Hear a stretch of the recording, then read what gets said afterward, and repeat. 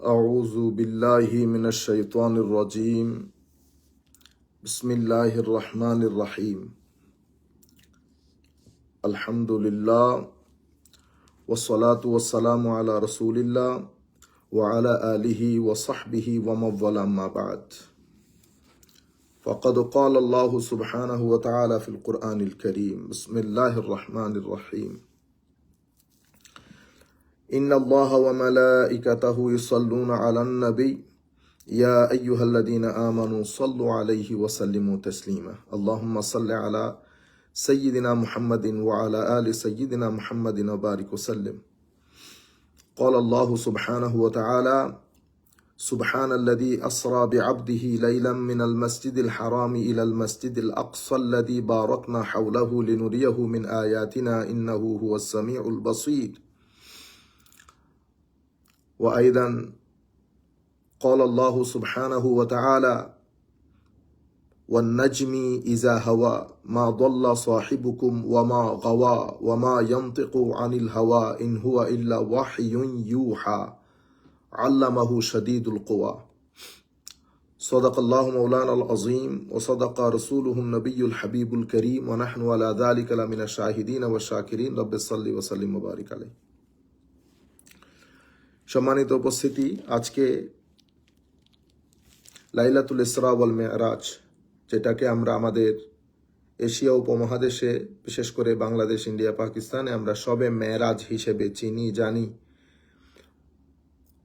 এই উপলক্ষে আমাদের যেই সিটিং অফ নলেজের প্ল্যাটফর্ম, সেই প্ল্যাটফর্মে আপনারা যারা আজকে আমাদের এই মজলিসে, এই পবিত্র মজলিসে একত্রিত হয়েছেন, একসাথে হয়েছেন এবং অনলাইনের মাধ্যমে দূর দূরান্ত থেকে যারা বসে শুনছেন, আমরা সকলের প্রতি আন্তরিক মোবারকবাদ, ধন্যবাদ এবং সশ্রদ্ধ সালাম জ্ঞাপন করছি। আসসালামু আলাইকুম ওয়া রাহমাতুল্লাহি তাআলা ওয়া বারাকাতুহু। সম্মানিত উপস্থিতি, আমাদের যেহেতু অ্যাজ ইউজুয়াল সময় হাতে অনেক কম, আমাদের সাউন্ড কি শোনা যাচ্ছে না এনায়েত সাহেব? আমার ভাইরা, আপনারা যদি আপনাদেরটা চেক না করে মাঝখানে এভাবে টেক্সট মেসেজ দিয়ে দেন নো সাউন্ড, আমি কনফিউজড হয়ে যাব। বুঝতে পেরেছেন? আগে আপনারা আপনাদের সাউন্ডগুলো ভালো করে চেক করে নেন। আমরা কোনো ধরনের ডানে বামে না গিয়ে একেবারে সরাসরি আমাদের বক্তব্যে চলে যাই, আমাদের মূল প্রতিপাদ্য বিষয় যেটা। ইতোমধ্যে আপনারা জানতে পেরেছেন যে বিষয়ে আমরা কথা বলবো, সেই বিষয়টি আপনারা এখানে আমাদের অসংখ্য উলামায়ে কেরাম উপস্থিত হয়েছেন যারা মাঠ পর্যায়ে কাজ করেন। আমি প্রথমে তাদের জন্য কিছু কথা বলবো, অতঃপর আমরা আমাদের মূল বক্তব্যে ঢুকবো। তার আগে আপনাদের প্রতি আমাদের বিনয়ের সাথে অনুরোধ, আপনারা যারা এই ফর্মাল ড্রেস আপে নাই তারা দয়া করে ভিডিওটা অন করবেন না। এটা সিটিং অফ নলেজ, এটা অত্যন্ত গুরুত্বপূর্ণ মজলিস। এই মজলিসের কিছু আদাব থাকে যেটাকে আমরা ম্যানার্স এবং এটিকেটস বলি, ওইটা আপনারা ফুললি পালন করেন। সম্মানিত উপস্থিতি, লাইলাতুল ইসরা ওয়াল মেরাজে আমরা যখন মাঠ পর্যায়ে বক্তব্য দিব, আমাদের বর্তমান সিচুয়েশনকে আমরা মাথায় রাখবো। আমাদের বর্তমান পরিস্থিতি, আমাদের তরুণ প্রজন্ম, তাদের মাইন্ডসেট, সবচেয়ে ইম্পর্টেন্ট হচ্ছে তাদের মাইন্ডসেট। অতঃপর আপনারা আপনাদের বক্তব্য যখন অনলাইনে প্রচার করেন, সেই অনলাইনের বক্তব্য অসংখ্য মানুষ শুনে, সেই মানুষগুলোর মধ্যে তাদের মেধার দিক থেকে তারা বিভিন্ন স্ট্যাটাস বা লেভেলের হয়। সুতরাং আপনার বক্তব্য দিয়ে আপনি পুরা বিষয়টাকে যদি হাস্যকর করে ফেলেন, তাহলে তো আমরা আল্লাহ রসুলের দরবারে আটকে যাব। আমরা খেদমতের নিয়তে করছি, কিন্তু আমরা আটকে যাচ্ছি। ঠিক আছে? বদনাম হবে, দিনের বদনাম হয় ইন ব্রডার পার্সপেক্টিভ। দিন হাস্যকর হয়, মানুষের কাছে মানে হাসি ঠাট্টার একটা সাবজেক্ট হয়ে যায়। সুতরাং আমরা যখন এই বিষয়টা লাইলাতুল ইসরা ওয়াল মেরাজ, এটা অনেক সেন্সিটিভ একটা বিষয়, আমরা যদি শুধুমাত্র আমার নবীর শান ফজিলত বর্ণনা করার জন্য বলি, তাহলেও আমাদের কিছু মানদণ্ডের উপর ভিত্তি করে বলা উচিত। কেন? কারণ লাইলাতুল ইসরা ওয়াল মেরাজের সাথে গুরুত্বপূর্ণ মুসলমানদের, আমাদের ইসলামী বিশ্বাসের গুরুত্বপূর্ণ কিছু ইস্যু জড়িত। সুতরাং আমরা যখন প্রেজেন্ট করব কথাবার্তাগুলো, আমাদের প্রেজেন্টেশনগুলো যেন আমরা আমাদের মুরব্বিয়ানে কেরাম যে আন্দাজে কথাগুলো বলতেন, সেই কথাগুলো আমরা সুন্দর আন্দাজে বলবো। কোনো ধরনের উগ্রতা, কোনো ধরনের একেবারে মানে আমি যাহা বলছি তাহাই ঠিক, বাকি কেউ ঠিক না, ঘটনা সেরকম না। কাজেই আমি আপনাদেরকে নসিহত করতে পারবো না। ওই এলমও আমার নাই, হ্যালমও আমার নাই, হ্যাকমতো আমার নাই। আমি খুব সাধারণ একজন ছাত্র। সেই হিসাবে আমি আপনাদেরকে বলবো, আপনারা কমাস কম কিছু হাদিস শরীফ পড়বেন এই সাবজেক্টের উপরে, এবং কম করে হলেও 2টা তফসির পড়বেন এই সাবজেক্টের উপরে। মিনিমাম ইমাম রাজিকে পড়বেন, ইমাম ইবনে কাসিরকে পড়বেন, যদি এই বিষয়টা মাঠ পর্যায়ে ডিল করেন। আপনি যদি এই 2টা বই পড়েন, তফসিরের কিতাব পড়েন, হাদিসে পাকের কিতাব পড়েন, এবং উলামাই উম্মত যে কথাগুলো বলেছেন সেগুলো পড়েন, তাহলে আপনি পুরো বিষয়টা সামগ্রিকভাবে বুঝতে পারবেন যে এই বিষয়টাতে কি কি জিনিস জড়িত, কোন কোন আসপেক্ট থেকে উলামায়ে কেরাম এটাকে ডিসকাস করেছেন, এটাতে যে ইখতিলাফ হয়েছে, মত পার্থক্যগুলো হয়েছে, সেটা কিসের ভিত্তিতে হয়েছে, এবং এটার হিকমতের উপর কি কি কথা এসেছে। তাইলে আপনার যদি সরাসরি মেইন সোর্স কোরআন এবং সুন্নাহ, অতঃপর আকওয়ালে উলামা, এই 3টা জিনিস আপনার ভিতরে থাকে, তাইলে আপনি হজম করতে পারবেন। কিন্তু আপনি যদি কোনো কিছু না পড়ে হঠাৎ করে মাঠে চলে আসেন, এটা খুব ঝামেলাপূর্ণ হয়ে যাবে আপনার জন্য, আহলে সুন্নাত ওয়াল জামাতের জন্য, আর যদি ব্রডার পার্সপেক্টিভে বলি তাহলে ধর্মের জন্য, আমাদের দ্বীনের জন্য। আমি কথাগুলা বলছি, আপনারা এখন টক শোতে দেখবেন আমাদের লোকজন কিছু এই ধরনের ইউটিউবার বা এই সমস্ত বক্তব্যগুলা শুনে দ্বীনকে বড় নেগেটিভলি ক্রিটিসাইজ করে। সুতরাং আপনারা এই বিষয় সম্পর্কে সচেতন হবেন। ধন্যবাদ সবাইকে। সম্মানিত উপস্থিতি, আল্লাহ রাব্বুল আলামিন আল্লাহর দ্বীন প্রচারের জন্য, প্রসারের জন্য অসংখ্য নবী রসুল পাঠিয়েছেন। সেই নবী রসুলকে মাওলাই করিম সবাই নবী এবং রসুল হওয়ার ক্ষেত্রে একই স্ট্যান্ডার্ডের, একই লেভেলের, কিন্তু আল্লাহ রাব্বুল আলামিন মর্যাদার দিক থেকে সবাইকে এক লেভেলের করেন নাই। আল্লাহ রাব্বুল আলামিন এক একজনকে এক এক ধরনের মর্যাদা দান করেছেন, দারাজাত বলেছেন। আমরা যদি কোরআন শরীফের ওই আয়াতটা পড়ি, তিলকার রুসুলু ফাদ্দালনা বাদাহুম আলা বাদ মিনহুম মান কাল্লামাল্লাহ ওয়া রাফা'a বা'দাহুম দারাজাত, তাইলে দারাজাত বলেছেন। হ্যাঁ, আল্লাহ রাব্বুল আলামিন এই আয়াতের আলোকে, আল্লাহর বর্ণিত এই আয়াতের আলোকে আমরা বলতে পারি যে আম্বিয়ায়ে কেরাম আল্লাহর পক্ষ থেকে যারা প্রেরিত হয়েছেন, তারা সবই এক ধরনের মর্যাদায় অভিষিক্ত না। তারা আল্লাহ রাব্বুল আলামিন তাদেরকে মর্যাদার ক্ষেত্রে ভিন্নতা দিয়েছেন, এবং এই পরে আয়াতে বলছেন দারাজাত, কারো কারো অবস্থানকে আল্লাহ রাব্বুল আলামিন একেবারে অসম্ভব এক্সলটিং এবং সাবলিম স্ট্যাটাস যেটাকে বলে সেটা দান করেছেন। মাওলাই করিম, এটা খুব গুরুত্বপূর্ণ একটা পয়েন্ট আমি আপনাদেরকে বলবো, বিশেষ করে উলামায়ে কেরাম যারা আছেন আমাদের বয়সী বা আমাদের চেয়ে কম বয়সী, এই জিনিসটা একটু যদি আমরা এটা বোধহয় আমি জানি না আমি আপনাদেরকে বোঝানোর মতো করে বলতে পারতেছি কিনা, কিন্তু আপনারা যার যার মেধা অনুযায়ী বুঝে নিলে আমার জন্য সহজ হবে। মাওলাই করিম যাকে যে স্ট্যাটাস দান করেছেন, সেই স্ট্যাটাস অনুযায়ী আল্লাহ মুজিজা নির্ধারণ করেছেন। মুজিজা মানে মাওলাই করিম এই নবীদের কামালাতের যে স্তর, নবীদের ফজিলতের যে স্তর, নবীদের স্ট্যাটাসের যে স্তর, সেই স্তর অনুযায়ী মাওলাই করিম ওনাদের মুজিজার হাইট নির্ধারণ করেছেন। মাওলাই করিম আম্বিয়ায়ে কেরামের ফজিলতের উপর ভিত্তি করে ওই যে স্ট্যাটাসের, যে স্টেটের, যে লেভেলের ফজিলত দান করেছেন, সেই ফজিলতের উপর ভিত্তি করে আল্লাহ মুজিজার হাইট নির্ধারণ করেছেন। সেই কারণে অন্যান্য আম্বিয়ায়ে কেরামের মুজিজার প্যাটার্ন এক ধরনের, আবার আমার নবী সাল্লাল্লাহু আলাইহি ওয়াসাল্লামের মুজিজার প্যাটার্ন আরেক ধরনের। এমনিতে কিছু ক্ষেত্রে তো অফকোর্স সিমিলারিটি আছে নিঃসন্দেহে, কিন্তু আপনি যদি আমার নবী সাল্লাল্লাহু আলাইহি ওয়াসাল্লামের অসংখ্য মুজিজার মধ্যে একেবারে এক্সক্লুসিভ হিসেবে যদি মেনশন করেন, তাইলে 4টা মুজিজা মেনশন হয় আমার নবীর এক্সক্লুসিভ। সেগুলা কি কি? সেটা হচ্ছে আল কোরআন,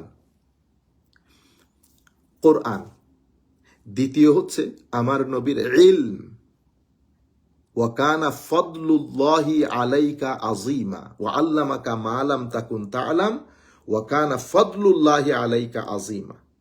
আমার নবী সাল্লাল্লাহু আলাইহি ইসলামকে বলেছেন, আমার আল্লাহ যা জানতেন না তা আপনাকে ইয়া রাসূলুল্লাহ জানানো হয়েছে, এবং ওয়াকানা ফদলুল্লাহি আলাইকা আজিমা, কতটুকুন জানানো হয়েছে এই বিষয়টা সম্পর্কে একটা কনসেপচুয়াল ক্লারিটি দেওয়ার জন্য আমার আল্লাহ কোরআনের ঢঙে এটাকে প্রেজেন্ট করেছেন।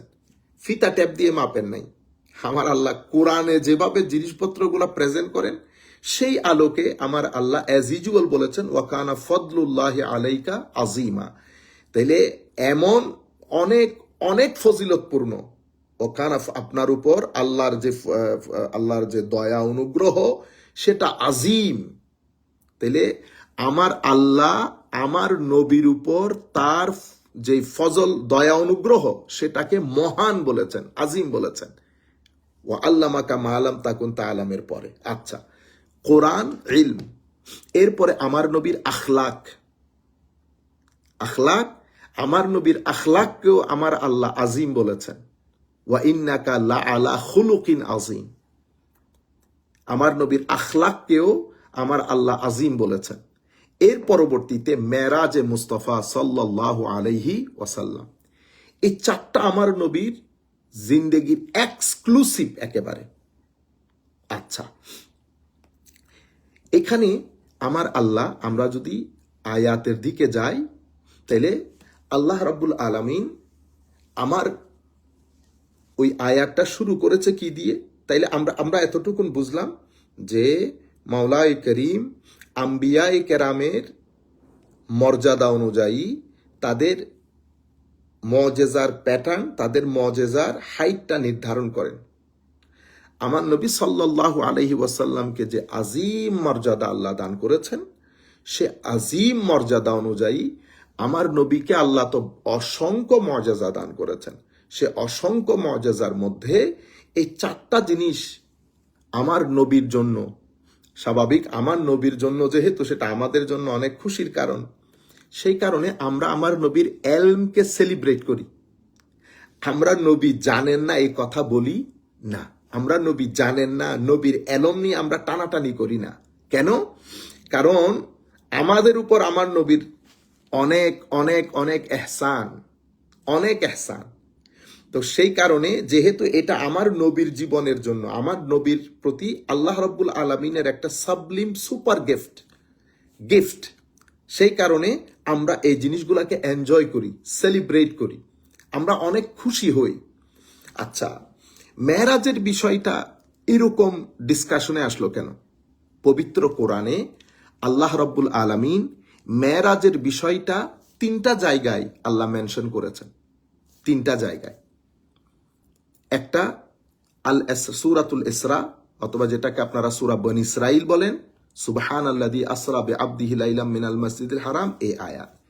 এখানে আল্লাহ রাব্বুল আলামিন শুধু ইসরার কথা বলেছেন। ইসরা মানে রাতের সফর। আয়াত থেকে আমরা বুঝতে পারছি, সুবহানাল্লাযী আসরা দিয়ে বুঝতে পারছি মসজিদে হারাম থেকে মসজিদে আকসা পর্যন্ত সফর, এই আয়াতের মধ্যে ডিসকাশন হয়। আবার পুরা মেরাজ সম্পর্কে ডিটেইল আলাপ করেছেন আল্লাহ সূরা নজমের মধ্যে, ওয়ান নাজমি ইজা হাওয়া মা দাল্লা সাহিবুকুম ওয়া মা গাওয়া ওয়া মা ইয়ানতিকু আনিল হাওয়া ইলা আখিরিল আয়াত। এভাবে প্রায় আমার মনে হয় 18টি আয়াতের মধ্যে আল্লাহ পুরা মেরাজের ডিটেইল ডিসকাশন দিয়েছেন। আবার মেরাজ সম্পর্কে আমার আল্লাহ খুব সংক্ষিপ্ত আকারে আমাদের যে মাইন্ডসেট, সেই মাইন্ডসেটকে অ্যাড্রেস করে কোরআনে পাকেরই একটা আয়াতের মধ্যে বলেছেন, আমি এই রুইয়াকে, যেটা আমি আপনাকে আপনার যেই মেরাজ, আপনার যে প্রত্যক্ষভাবে আল্লাহর সাথে যে মুলাকাত, আল্লাতি আরাইনাকা ইল্লা ফিতনাতাল লিন্নাস, এটা আমি টোটাল মানব জাতির জন্য একটা বড় পরীক্ষার সম্মুখে ফেলে দিয়েছি, মানুষের ইন্টেলেকচুয়াল ক্যাপাবিলিটিকে। আমি পুরা আল ইসরা ওয়াল মেরাজের যে প্যাকেজ, সেই প্যাকেজকে মানুষের ইন্টেলেকচুয়াল ক্যাপাসিটির জন্য একটা চ্যালেঞ্জ হিসেবে দাঁড় করিয়ে দিয়েছি। হ্যাঁ, আচ্ছা, কেন চ্যালেঞ্জ? মনে রাখবেন, আমরা হিউম্যান বিইং হিসেবে আমাদের জ্ঞান অর্জনের যেই মাধ্যম, সেই মাধ্যমগুলা খুব সীমিত। আমরা পঞ্চ ইন্দ্রিয় জ্ঞান অর্জনের একটা মাধ্যম, পঞ্চ ইন্দ্রিয়, ফ্যাকাল্টি অফ সেন্সেস, যেটাকে আমরা সেন্স অফ পারসেপশন বলি। এটা আমাদের জ্ঞান অর্জনের একটা মাধ্যম। আমাদের জ্ঞান অর্জনের আরেকটা মাধ্যম হচ্ছে আমাদের আকল, আমাদের বিবেক বুদ্ধি। আমাদের জ্ঞান অর্জনের আরেকটা মাধ্যম হচ্ছে ইউনিফাইড একেবারে এই যেই কি বলে, এটাকে বলে খবর, আল খবর সাদেক।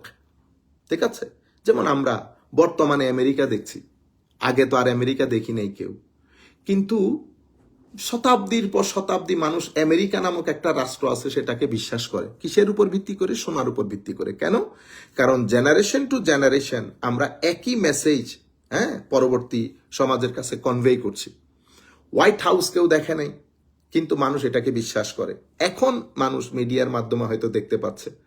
এগুলাকে বলে আপনি নিউজ এবং ইনফরমেশনের মাধ্যমে জেনারেশন টু জেনারেশন আপনি যে মেসেজগুলা পান, আল খবরুস সাদিক, আল মুতাওয়াতির, অর্থাৎ একই কথা বিভিন্ন অঞ্চলের মানুষ, একই কথা বিভিন্ন অঞ্চলের মানুষ, বিভিন্ন ভাষাভাষী, বিভিন্ন এলাকার, বিভিন্ন এথনিসিটির মানুষ একই ধরনের ইনফরমেশন দিয়ে যাচ্ছে।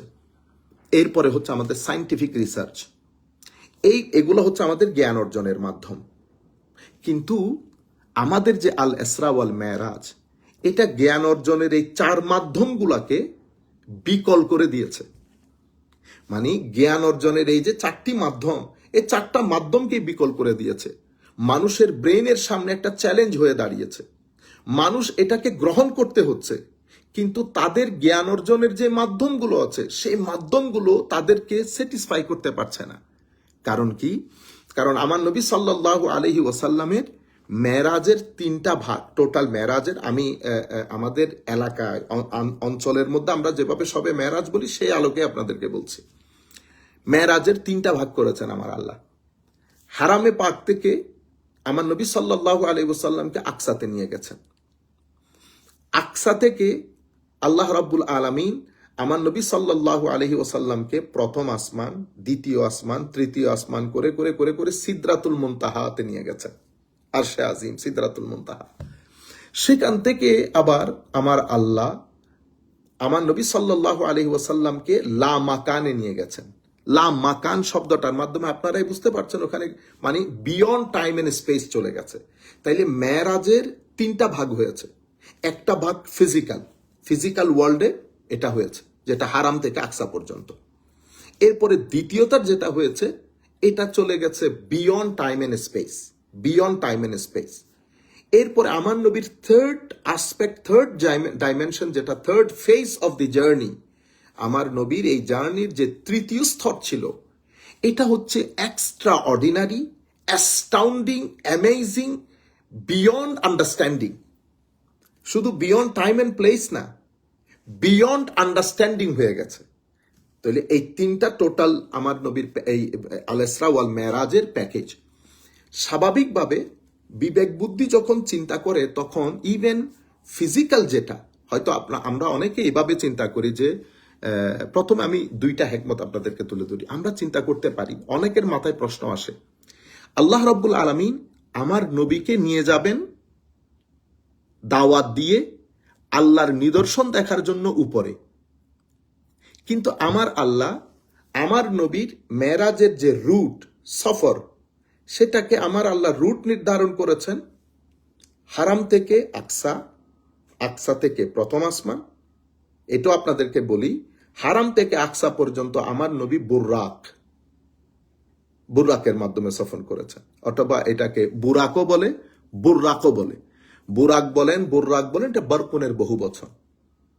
বুরাক বলা হয়, বার্ক বলা হয় একটা লাইটকে, আর যখন আমরা বলবো বুরাক বা বুর্রাক, এটা হচ্ছে মাল্টিপল লাইট। আপনারা জানেন লাইটের গতি বুঝেন। তা আমার নবী সাল্লাল্লাহু আলাইহি ওয়াসাল্লামকে এই যে আমরা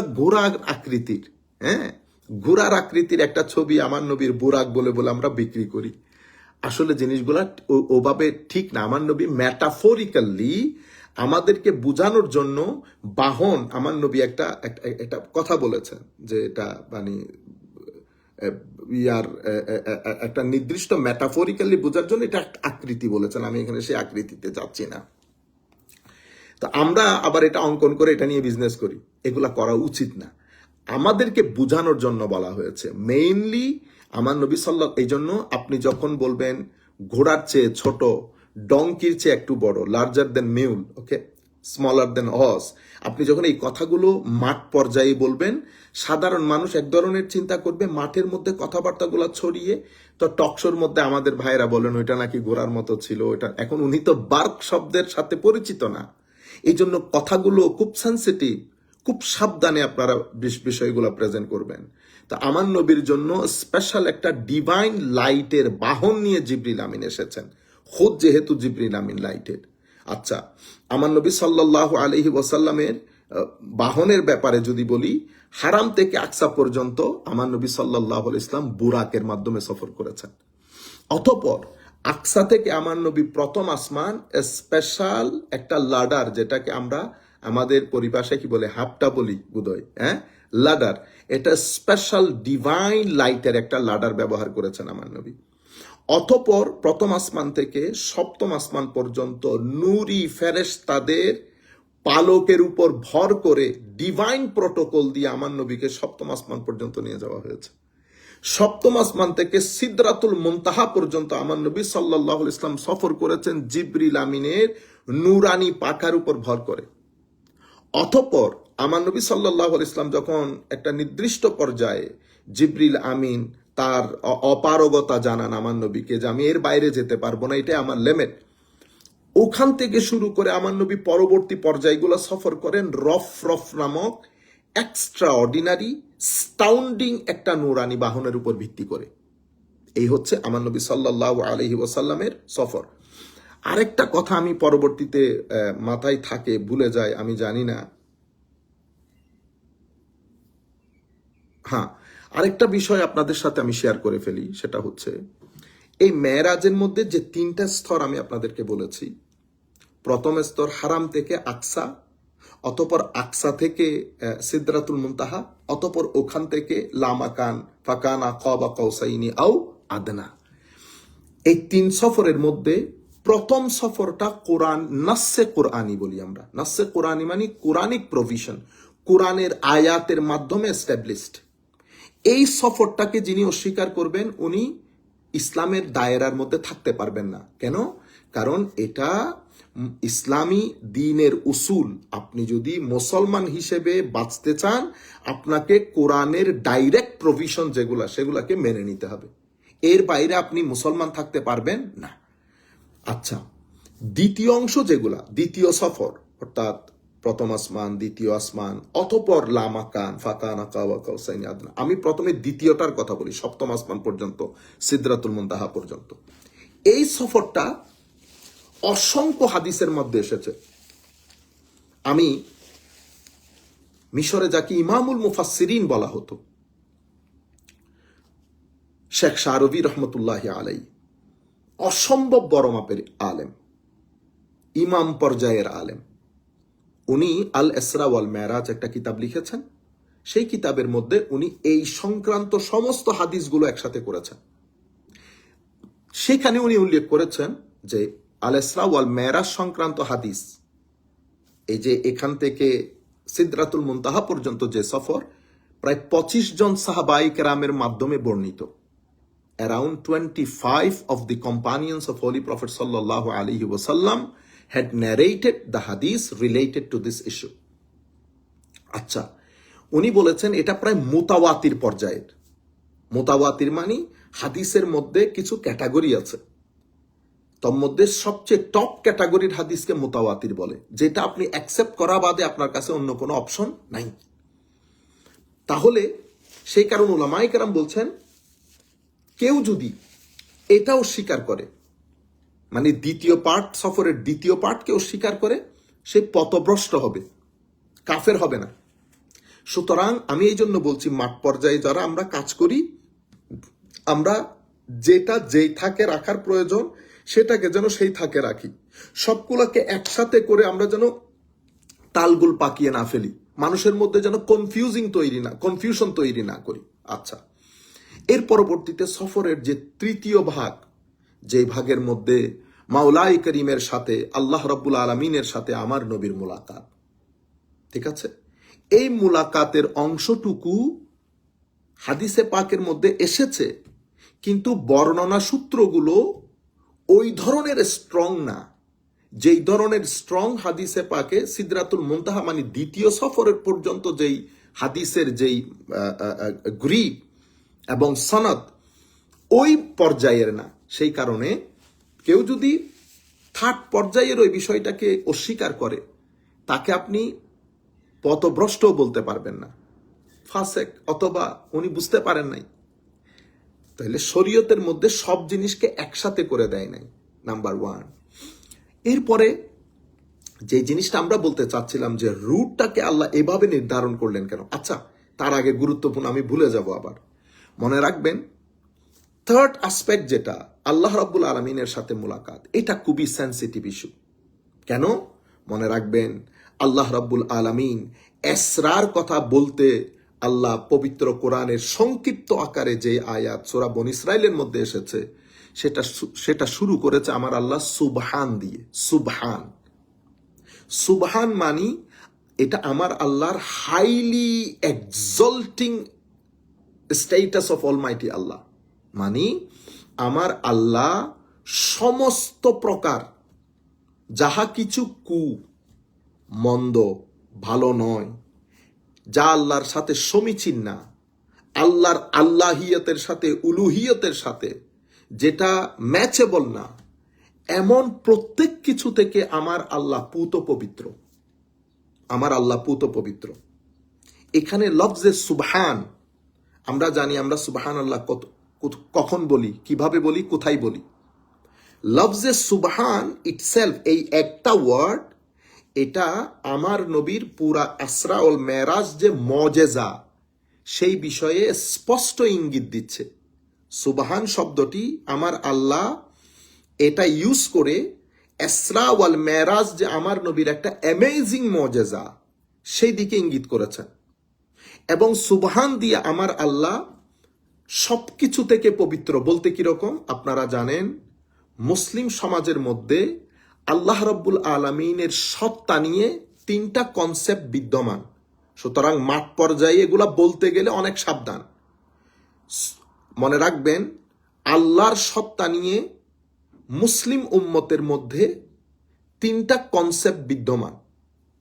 একটা, কেউ কেউ আছে যারা মহান রব্বুল আলামিনকে একটা শরীরে, মানে আল্লাহর আমাদের যেরকম শরীর, আল্লাহ রব্বুল আলামিনেরও সেরকম শরীর আছে, যাহা আমাদের মতো না। শরীর আছে, যদি বলতো আমাদের মতো শরীর, তাইলে কাফের হয়ে যেত। আল্লাহ রব্বুল আলামিনের শরীর আছে। আমি আরো কি পর্যায়ের কথা বলেছে সেটা এখানে উল্লেখ করছি না, যেহেতু আমরা সাধারণ মজলিসে কথা বলছি, কিছু কথা আমাদের জবান দিয়েও আসে না। এদেরকে বলা হয় আহলুত তাজসিম। আহলুত তাজসিম মানে আমার আল্লাহর একটা শারীরিক অবকাঠামো আছে। এর পরবর্তীতে মুসলিম উম্মার আরেকটা কনসেপ্ট আছে, তাদেরকে আমরা বলি আহলুত তাশবিহ। তারা আল্লাহ রাব্বুল আলামিনের জাতকে উপমা দিতে গিয়ে সৃষ্টির সাথে কোনো না কোনোভাবে একটা সামঞ্জস্যতা বিধান করে। যেমন আমরা টাইমের মধ্যে থাকি, স্পেসের মধ্যে থাকি, আমাদের দৈর্ঘ্য আছে, প্রস্থ আছে, হ্যাঁ, আমাদের শরীর আছে, অর্থাৎ পুরোপুরি রূপে শরীর বলে না, কিন্তু শরীরের মতো বলে, তাসবিহ দেয়। স্রষ্টার সৃষ্টির সাথে স্রষ্টার একটা সামঞ্জস্যতা বিধান করে। এদেরকে আমরা আহলুত তাশবিহ বলি। আহলুস সুন্নাহ ওয়াল জামার পরিচয় হচ্ছে আহলুস সুন্নাহ ওয়াল জামা আহলুত তাজসিমও না, আহলুত তাশবিহও না, এরা হচ্ছে আহলুত তানজিহ। আহলুত তানজিহ মানি আল্লাহ রাব্বুল আলামিন তার জাত সত্তাগত, তার সিফাত, তার গুণাবলীর দিক থেকে, তার আফআল, আল্লাহ রাব্বুল আলামিন তার ফেলের দিক থেকে, কর্মের দিক থেকে।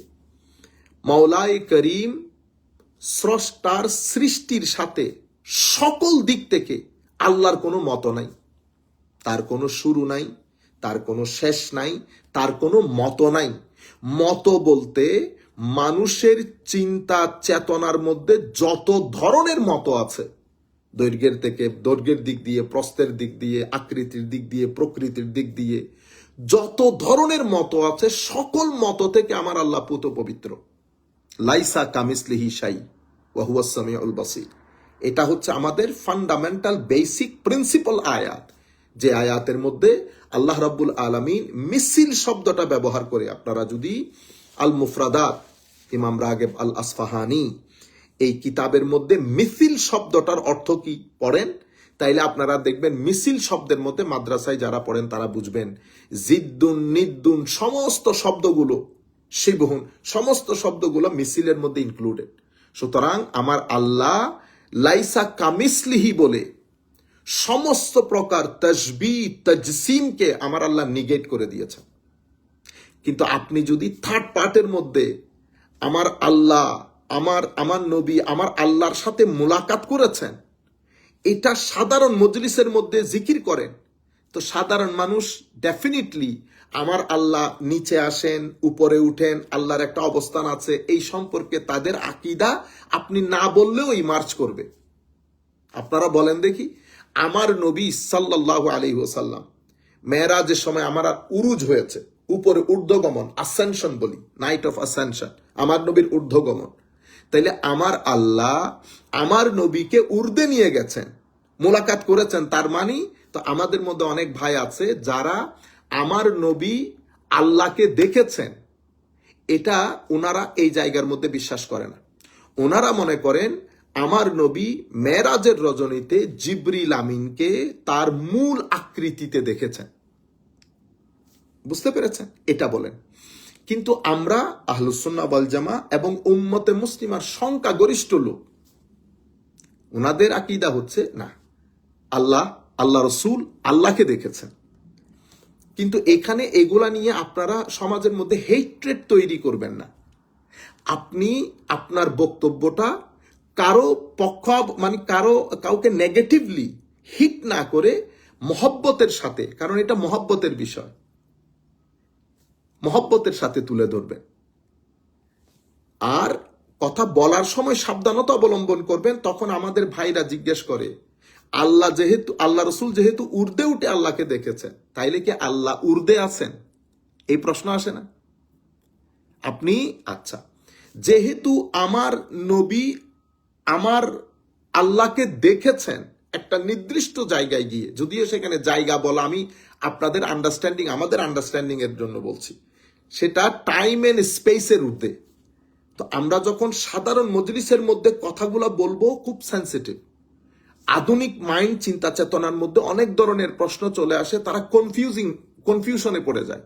সুতরাং আপনাদের প্রতি বিনয়ের সাথে অনুরোধ, আপনারা আল্লাহ রাব্বুল আলামিনের তানজিহ, সুবহান দিয়ে আমার আল্লাহ এই কারণে শুরু করেছেন। দুইটা জিনিসের দিকে ইঙ্গিত দিয়েছেন আমার আল্লাহ শুরুর দিক থেকে, একটা হচ্ছে তানজিহ আর একটা হচ্ছে মুআজিজা। যেটা ঘটেছে সেটা আমার আল্লাহ নিজে করেছেন আল্লাহ রসুলের জন্য, এবং এটা একটা অ্যামেজিং ঘটনা, মুআজিজার দিকে ইঙ্গিত দিয়েছে।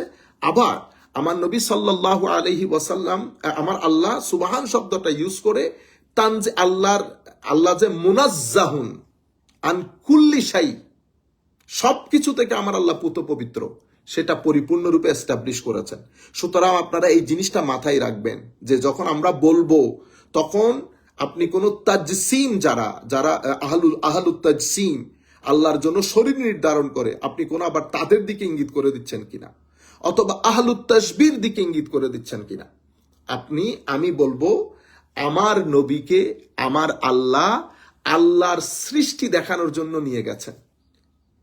হ্যাঁ, সেখানে আমার নবী আল্লাহ রাব্বুল আলামিনকে দেখেছেন, সেখানে আমার নবী আল্লাহ রাব্বুল আলামিনকে দেখেছেন। এরপরে কিভাবে দেখেছেন, কি হয়েছে, ডিটেইল সাধারণ মজলিসে আলাপযোগ্য না। এটা হাইলি ইন্টেলেকচুয়াল উলামায়ে কেরাম যখন বসবেন, সেই উলামায়ে কেরামের মজলিসে জিনিসগুলো ডিসকাশন, এতটুকুন পর্যন্ত সাধারণ মানুষের জন্য যথেষ্ট। এর বাইরে বলতে গেলে ওই যে লেবু আপনি চাপতে গেলে টকের পরিবর্তে তিতা বের হয়, এটা তিতা বের হবে। আচ্ছা, তাইলে এই তিনটা জায়গার ইনকারের হুকুমও 3 ধরনের। আচ্ছা, এখন প্রশ্ন হচ্ছে রুটটা এই ধরনের নির্ধারণ করা হলো কেন? আমার আল্লাহ যখন রুট নির্ধারণ করেছেন, তো রুটগুলা নির্ধারণ করেছেন এইভাবে, একটা ফিজিক্যাল ওয়ার্ল্ডে আর একটা মেটাফিজিক্যাল ওয়ার্ল্ডে।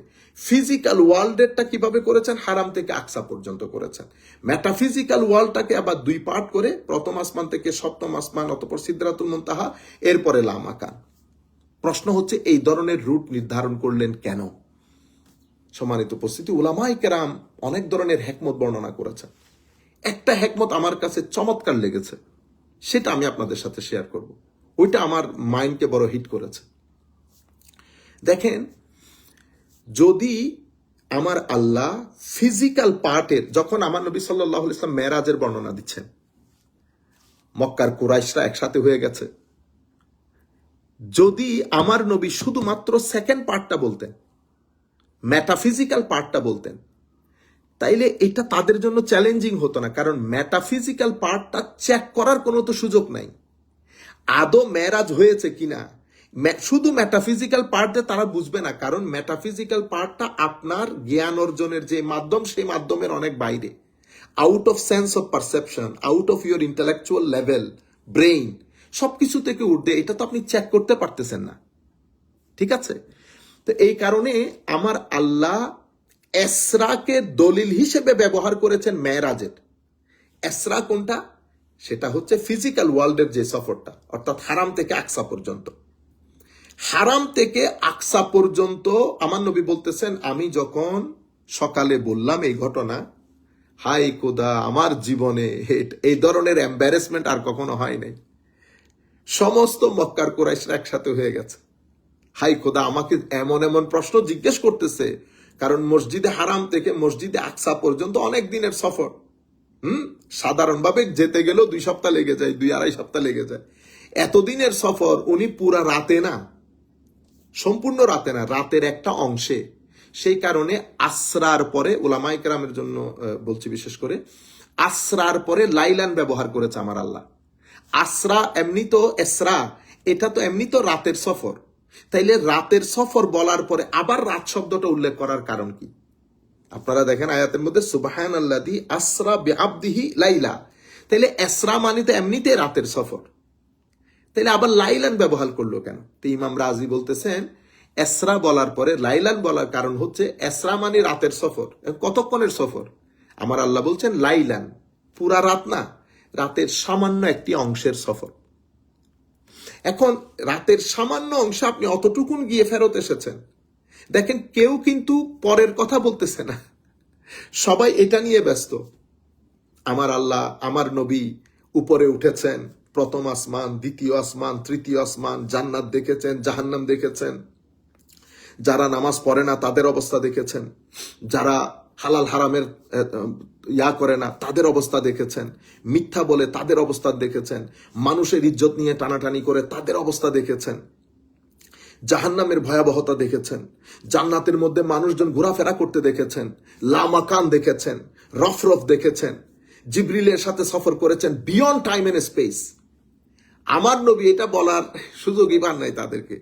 প্রথমটা নিয়ে তারা ধরছে আমার নবীকে, দেখি বলেন আপনি, ওই জানালা কয়টা, দরজা কয়টা, হ্যাঁ, রাস্তার মধ্যে স্পিড ব্রেকার কয়টা? তাদের প্রশ্নের ধরনগুলা ছিল এরকম, রাস্তার মধ্যে স্পিড ব্রেকার কয়টা পাইছেন বলেন, দরজা কয়টা পাইছেন বলেন, জানলা কয়টা পাইছেন বলেন। আমার নবী হাদিসে পাকের মধ্যে ইরশাদ করছেন, ঠিক এই পরিস্থিতির মধ্যে আমার আল্লাহ রাব্বুল আলামিন আমার জন্য আল্লাহুম্মা সাল্লি আলা সাইয়্যিদিনা মুহাম্মাদিন ওয়া আলা আলি সাইয়্যিদিনা মুহাম্মাদিন ওয়া বারিক ওয়া সাল্লিম। যাই হোক, আমার নবী সাল্লাল্লাহু আলাইহি ওয়াসাল্লাম ইরশাদ করছেন, এই অবস্থার মধ্যে আমার আল্লাহ পুরা মসজিদে আকসা আমার সামনে তুলে ধরেছেন। তারা যেই প্রশ্নগুলা করেছে, সেই প্রশ্নগুলোর উত্তর আমি মসজিদে আকসা দেখে দেখে দিয়েছি, ওই জায়গার মধ্যে দাঁড়িয়ে। তখন তারা স্যাটিসফাইড হয়ে গেছে। তারা মানে হয় না, পাজলড হয়ে যাওয়া, হতবুদ্ধি হয়ে গেছে। তারা দ্বিতীয় পর্যায়ের সফর আমার নবী না বলার সুযোগ পাচ্ছে, না তারা শোনার সুযোগ পাচ্ছে, কারণ ফিজিক্যাল ওয়ার্ল্ডের এক্সপ্লেনেশন দিয়ে আমার আল্লাহ তাদেরকে স্যাটিসফাই করে দিয়েছেন। নবী করিম সাল্লাল্লাহু আলাইহি ওয়াসাল্লাম তাদেরকে স্যাটিসফাই করে দিয়েছেন। সেই কারণে প্রথম অংশ অর্থাৎ যেটা ফিজিক্যাল ইসরা, সেই ইসরা হচ্ছে মেরাজের দলিল। যেহেতু ইসরা এস্টাবলিশড হয়ে গেছে, সেহেতু মেরাজ নিয়ে আর কোনো প্রশ্ন হবে না। ইসরাই তো এস্টাবলিশ, যতটুকুন আপনার ব্রেন যাবে ততটুকুন এস্টাবলিশ হয়ে গেছে, আপনি পাজলড হয়ে গেছেন। শেষ পর্যন্ত তারা আবু বকর সিদ্দিক রাদিয়াল্লাহু তাআলা আনহুর কাছে গেছে। আবু বকর সিদ্দিক রাদিয়াল্লাহু তাআলা আনহুকে তারা বলতেছেন যে তুমি তুমি শুনতে পেয়েছো কি ঘটনা ঘটেছে? আবু বকর সিদ্দিক রাদিয়াল্লাহু তাআলা আনহু বলছেন, কি ঘটনা ঘটেছে? ইন্না সাহিবাকা ইয়াকুলু কাযা ওয়া কাযা ফাকালা আবু বকর ইন কানা ক্বাদ কালা যালিক ইন কানা ক্বাদ ক্বালা যালিক ফাহুয়া সাদিক। বলতেছে একটু আসো। তখন তারা, কারণ তারা পাজলড হয়ে গেছে, তারা আবু বকর সিদ্দিক রাদিয়াল্লাহু তাআলা আনহুর কাছে এসে বলতেছে, তুমি শুনেছো তোমার বন্ধু কি বলে? কি বলে? সে নাকি পুরা ঘটনা বলেছে। হযরতে আবু বকর সিদ্দিক রাদিয়াল্লাহু তাআলা আনহু ডিভোশন, ইমোশন, সাবমিশন কোন পর্যায়ের ছিল আপনি দেখেন। উনি বলছেন, যদি উনি এই কথা বলে থাকেন, মানে আমার নবী সাল্লাল্লাহু আলাইহি ওয়াসাল্লাম যদি এই কথা বলে থাকেন, এটা আপনারা জানেন, আমার নবী হক বলেছেন। তখন তারা জিজ্ঞেস করলো যে আপনি কোনো ধরনের তফসিল শোনা ছাড়া, আপনি কোনো ধরনের শোনা ছাড়া আপনি এক কথাই বলে দিচ্ছেন সত্য বলেছেন? তখন আবু বকর সিদ্দিক রাদিয়াল্লাহু তাআলা উত্তর দিলেন, আমি ওনার বলাতে না দেখে আল্লাহকেও বিশ্বাস করেছি, কবরকেও বিশ্বাস করেছি, কিয়ামতকে তুমি বলতেছো মসজিদে আকসাতে গেছে, আমি এর চেয়ে বড় জিনিস বিশ্বাস করেছি শুধু ওনার কথাতে না দেখে, শুধু ওনার কথাতে না দেখে বিশ্বাস করেছি। অতঃপর আবু বকর সিদ্দিক রাদিয়াল্লাহু তাআলা আনহু আমার নবীর দরবারে গেলেন। আমার নবী মেরাজের কথাগুলা বলতেছেন তফসিল সহকারে, তাফসিল সহকারে। আহা, আমার নবী যখনই বলেন, আবু বকর সিদ্দিক বলতেছেন, ইয়া রাসূলুল্লাহ, আপনি সত্য বলতেছেন, হাবিব আপনি সত্য বলতেছেন। হ্যাঁ, আশহাদু আন্নাকা রাসূলুল্লাহি হাক্কা, আশহাদু আন্নাকা রাসূলুল্লাহি হাক্কা। হাবিব, আমি ঘোষণা দিচ্ছি, সাক্ষী দিচ্ছি, আপনি আল্লাহর রসুল নিঃসংকোচিত্তে। তখন আমার নবীও মহব্বতের জোয়ারে ভেসে সেদিন সেই বিশ্ববিখ্যাত অ্যানাউন্সমেন্ট, ইউনিভার্সাল অ্যানাউন্সমেন্ট আমার নবীর মাধ্যমে এসেছে, ফাকাল আলাহুর রাসূল সাল্লাল্লাহু আলাইহি ওয়াসাল্লাম আনা আশহাদু আন্নাকা সিদ্দিক হাক্কা। আবু বকর, আমিও ঘোষণা করছি, তুমিও নিঃসংকোচিত্তে, নিঃসন্দেহে সিদ্দিকের মর্যাদায় পর্যবসিত, সিদ্দিকের মর্যাদায় অধিষ্ঠিত এই মেরাজের মাধ্যমে। যাই হোক, আমি আপনাদেরকে এই যে এই কারণে রুটটা এইভাবে নির্ধারণ করা হয়েছে, আমি আপনাদেরকে দুইটা এক্সাম্পল দিলে আপনারা বুঝতে পারবেন। যেমন লা ইলাহা ইল্লাল্লাহ মুহাম্মাদুর রাসূলুল্লাহ সাল্লাল্লাহু আলাইহি ওয়াসাল্লাম, লা ইলাহা ইল্লাল্লাহ, এটা লাইসা কামিসলিহি শাই, কারো মতো না, আপনি চিন্তাও করতে পারবেন না, না ধরতে পারবেন না, ছুতে পারবেন। উনি কোনো টাইমে, কোনো জায়গার মধ্যে থাকে না, কোনো সময়ের মধ্যে থাকে না, ওনার কোনো শুরু নাই, শেষ নাই। উনি আমাদের ব্রেইন, আকল, মানে সব কিছু থেকে পুত পবিত্র আমার আল্লাহ। আপনি চেক করার কোনো সুযোগ আছে? আপনি বলতে পারবেন একটু আমেরিকার মধ্যে গিয়ে দেখে আসি আমার আল্লাহ দেখতে কেমন, অথবা অ্যামাজন জঙ্গলে যাব, দেখি ওখান থেকে কোনো দেখা যায় কিনা। No, beyond your understanding, beyond your comprehension, লাইসা কামিসলিহি শাই ওয়া হুয়া সামিউল বাসীর। তাইলে লা ইলাহা ইল্লাল্লাহ, লা ইলাহা ইল্লাল্লাহ দলিল কি? দলিল হচ্ছে মুহাম্মাদুর রাসূলুল্লাহ সাল্লাল্লাহু আলাইহি ওয়াসাল্লাম। তাইলে লা ইলাহা ইল্লাল্লাহ মেটাফিজিক্যাল, মুহাম্মাদুর রাসূলুল্লাহ ফিজিক্যাল। 40 বছর পর্যন্ত আমার নবী মক্কার আনাচে কানাচে, রোড রলি গলিতে ঘোরাফেরা করছে। অতঃপর আমার নবী নবুয়তের বহিঃপ্রকাশ করেছেন। 13 বছর মক্কা শরীফে থেকেছেন, 10 বছর মদিনা শরীফে থেকেছেন। এই টোটাল জিন্দেগি লা ইলাহা ইল্লাল্লাহর এক কিরকম দলিল? আমার আল্লাহ বলছেন যেন তেন দলিল না, বুরহানুম মির রব্বিকুম। বুরহানুম মির রব্বিকুম মানি লা ইলাহা ইল্লাল্লাহর এই পৃথিবীতে সবচেয়ে উৎকৃষ্ট দলিল হচ্ছে মুহাম্মাদুর রাসূলুল্লাহ সাল্লাল্লাহু আলাইহি ওয়াসাল্লাম। আমার নবী মুহাম্মাদুর রাসূলুল্লাহ হচ্ছেন লা ইলাহা ইল্লাল্লাহর এই পৃথিবীতে মানুষের সেন্স যতটুকুন যায়, যতটুকুন মানুষ জানতে পারে, সবচেয়ে উত্তম দলিল হচ্ছে মুহাম্মাদুর রাসূলুল্লাহ। আপনি আল্লাহ কি, আল্লাহ কেমন, ওইটা না, আগে আমার নবীর দিকে তাকান, আমার নবীর আনিত বিধানের দিকে তাকান। সেই কারণে এত অসাধারণ দলিল হওয়ার কারণে আউকাদুল আদিল্লা বলে যে এমন দলিল আনকন্ট্রোভার্টিবল আর্গুমেন্ট, এমন দলিল যেটা রদ করার কোনো সুযোগ নাই। আপনি আমার নবীর সাথে বসলে আপনি আল্লাহ মেনে নিতে হবে, আপনার কাছে অন্য কোনো অপশন নাই। সেই কারণে আমার নবীর সময়কালে এবং আমার নবীর পরবর্তীতে সাহাবায়ে কেরামের সময়কালে আল্লাহ আমার নবীর মাধ্যমে যখন হুজ্জত কায়েম করেছেন, তো যারা এই কথাগুলোকে আমার নবীকে ডিনাই করেছেন, আমার আল্লাহ পৃথিবীর মধ্যে একটা কিয়ামত বর্পা করেছেন, জঙ্গে বদর, জঙ্গে উহুদ। অতঃপর সাহাবায়ে কেরামে আমার নবীর মাধ্যমে যেই যেই জায়গায় ওয়ার্নিং গিয়েছে, সাহাবায়ে কেরাম সেই জায়গার মধ্যে যুদ্ধ পরিচালনা করেছে। আমার আল্লাহ তাদেরকে সেই পরিমাণ সাজার ব্যবস্থা করেছেন। কেন? যারা ডেলিভারেটলি ডেসপারেটলি আমার নবী সাল্লাল্লাহু আলাইহি ওয়াসাল্লামের এই এই একেবারে নিঃশঙ্ক চিত্তে প্রতিষ্ঠা করার পরেও যারা ডেসপারেটলি আমার নবীর এই আনিত বাণীকে অস্বীকার করে আল্লাহ রাব্বুল আলামিনকে অস্বীকার করেছেন, তাদের জন্য আল্লাহ মাওলাই করিম এ সাজার ব্যবস্থা করেছেন আমার নবীর মাধ্যমে, যেটা জঙ্গে বদরের মধ্যে, ওহুদের মধ্যে, হুনাইনের মধ্যে, খন্দকের মধ্যে, অতঃপর পরবর্তীতে। তারপরে সূরা তওবা পড়লে আপনারা বিস্তারিত জানবেন আমার আল্লাহ কিভাবে তাদের জন্য আযাবের ব্যবস্থা করেছেন। তাইলে লা ইলাহা ইল্লা, এই কারণে আমার আল্লাহ পবিত্র কোরআনে যখন সূরা ইখলাস বলছেন, সূরা ইখলাস যখন তৌহিদ বর্ণনা দিচ্ছেন, সেই সূরার মধ্যে, সেই সূরাতুত তৌহিদের মধ্যেও আমার আল্লাহ লফজে কুল দিয়ে শুরু করেছেন, কুল হু আল্লাহু আহাদ বলেছেন, অর্থাৎ রেসালত দিয়ে, আমার নবীর রেসালত দিয়ে ডেফিনিটি বর্ণনা করেছেন। কেন? কারণ জমিনের মধ্যে, আল্লাহর সৃষ্টির মধ্যে সবচেয়ে বড় দলিল তৌহিদের আমার নবী, সেই কারণে সূরা ইখলাসে কুল দিয়ে শুরু করেছেন। তাইলে আমার নবীকে আপনি চেক করতে পারতেছেন বিভিন্ন দিক থেকে, আখলাক দিয়ে চেক করেন, এলম দিয়ে চেক করেন, হিলম দিয়ে চেক করেন, হিকমত দিয়ে চেক করেন। আমার নবীকে ইন এন্ড আউট যেভাবে মন চায়, মানুষ যেভাবে স্ক্রিন করতে পারে সেভাবে স্ক্রিন করেন। কেউ কোনোদিন একটা দুষ্ট চক্র পর্যন্ত তোহমত দিয়েছে আমার নবী, কিন্তু আমার নবীর কোনো চারিত্রিক গলতি, আমার নবীর জ্ঞান নিয়ে কোনোদিন কথা বলতে পারেন না। আমার নবী এত কিছু নিয়ে নিজেকে খুব ছোট করে উপস্থাপন করতেন, কিন্তু আমার নবীর জ্ঞান নিয়ে মুহাম্মদ সাল্লাল্লাহু আলাইহি ওয়াসাল্লাম জানেন না, এই কথা কেউ বলতে পারেন। এটা উম্মতের মধ্যে পরবর্তী যুগে এসে আমরা যখন ওয়াহাবিয়ত অনেক বেশি ছেয়ে গেছে, তখন আমরা এই জিনিসগুলো বলা শুরু করেছি। নতুবা আমার নবীর ইলম তো আমার নবীর সবচেয়ে বড় মর্যাদা। নতুবা আপনি দেখেন সেই সমাজের মধ্যে, যে সমাজের মধ্যে আমার নবী এতগুলা কথা বলছেন, সেই সমাজে জ্ঞানী ছিল না, ইন্টেলেকচুয়াল ছিল না, সেই সময় অনুযায়ী ইন্টেলেকচুয়াল ছিল না। কেউ তো আমার নবীকে চ্যালেঞ্জ করতে পারে নাই যে আসেন আমি আপনার সাথে ডিবেট করি, ডায়লগ করি, দেখি আপনি কেমন নবী, কিভাবে নবী, আমাকে এটা বলেন, এটা বলেন, ওইটা বলেন।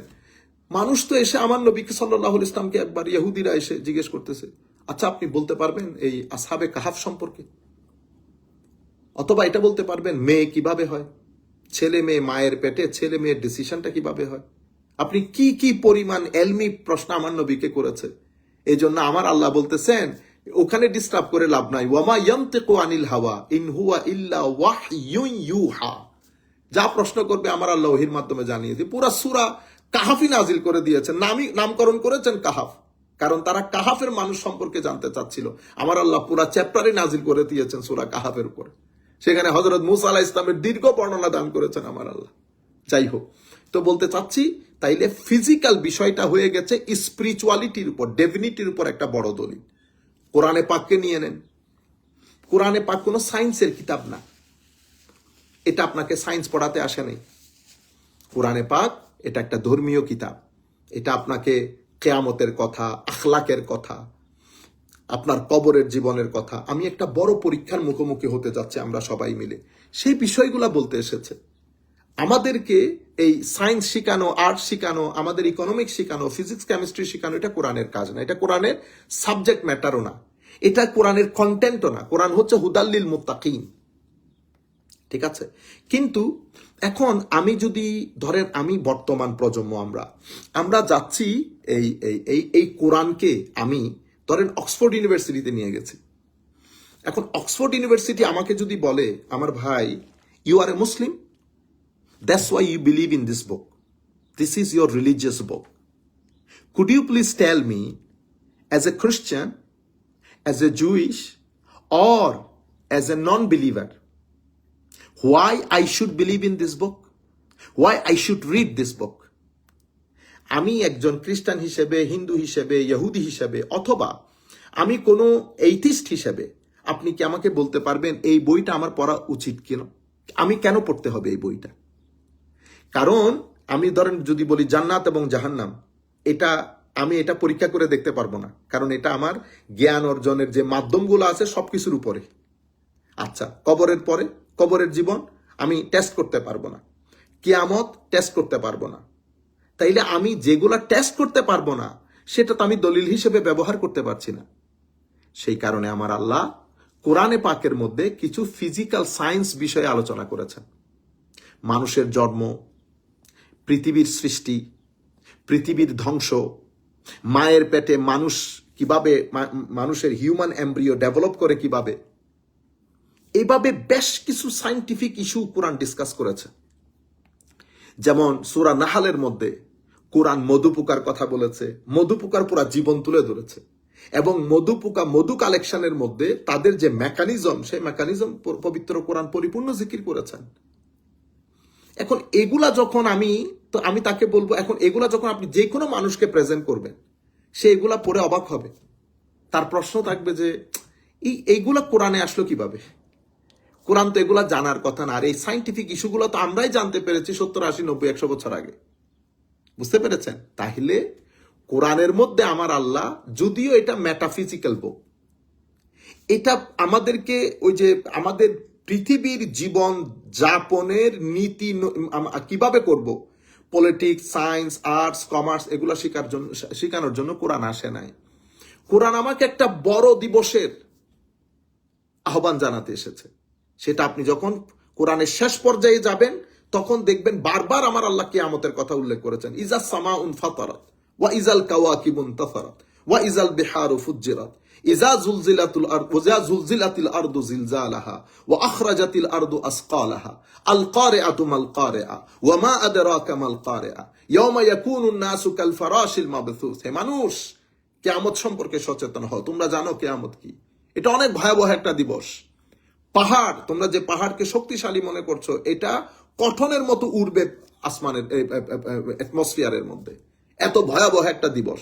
আপনি লাস্ট চ্যাপ্টারের মধ্যে আম্মা ইয়াতাসাআলুন আনিন নাবাইল আযীম, লাস্ট চ্যাপ্টারের মধ্যে আমার আল্লাহ বারবার এই কিয়ামতের কথা তুলে ধরেছেন। কোরআন এসেছে এই কারণে, কিন্তু এট দ্য সেম টাইম কোরআন কিছু সায়েন্সের কথা বলেছে। এই কারণে এই সায়েন্টিফিক আয়াতগুলো আমি আপনাকে প্রেজেন্ট করব। আপনি এগুলা ভুল প্রমাণ করেন, যদি সায়েন্টিফিক আয়াতগুলা শুদ্ধ হয় তাইলে কোরআনের যে মেটাফিজিক্যাল ক্লেম ওইটাও শুদ্ধ হবে। আর যদি সায়েন্টিফিক আয়াত অশুদ্ধ হয় তাইলে ওইটাও অশুদ্ধ হবে। কারণ মেটাফিজিক্যাল বিষয়টা তো আপনি পরীক্ষা করে দেখতে পাচ্ছেন না, আপনি পরীক্ষা করে দেখতে পাচ্ছেন শুধু ফিজিক্যাল বিষয়টা। সেই কারণে আমার আল্লাহ কোরআনের মধ্যে কিছু ফিজিক্যাল সায়েন্সের কথা বলেছেন।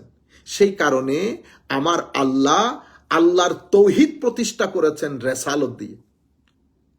ফিজিক্যাল এই জন্য আমার আল্লাহ নিজের জন্য বলেছেন লাইসা কামিসলিহি শাই, আমার আল্লাহ কারো মতো না, আমার আল্লাহ কারো মতো না। আর আমার নবীর জন্য বলেছেন, হাবিব আপনি বলে দেন কুল ইন্নামা আনা বাশারুম মিসলুকুম, আমি তোমাদের মতো মানুষ, ফেরেশতা না। কিন্তু উম্মত, আমার আল্লাহ সুবহানাহু ওয়া তাআলা আমার নবীর মিসলিয়ত প্রতিষ্ঠা করেছেন, হ্যাঁ, শানে মাহবুবিয়ত বোঝানোর জন্য। আর উম্মত মিসলিয়তকে টেনে নিয়েছেন তনকিসে নবুয়তের জন্য, নবুয়তকে ছোট করার জন্য। কারণ আল্লাহর কোনো মত নাই, লাইসা কামিসলিহি শাই।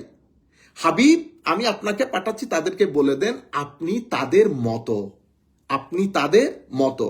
কিন্তু আমার নবী হাদিসের মধ্যে এই মত শব্দটাকে ইন্টারপ্রেট করেছেন, কারণ উম্মত না আবার ভুল বুঝে। আমার নবী কি বলেছেন? ইন্নি লাস্তু মিসলাকুম, আমি তোমাদের মতো নই। ইন্নি লাস্তু কাহাই আতিকুম, আমার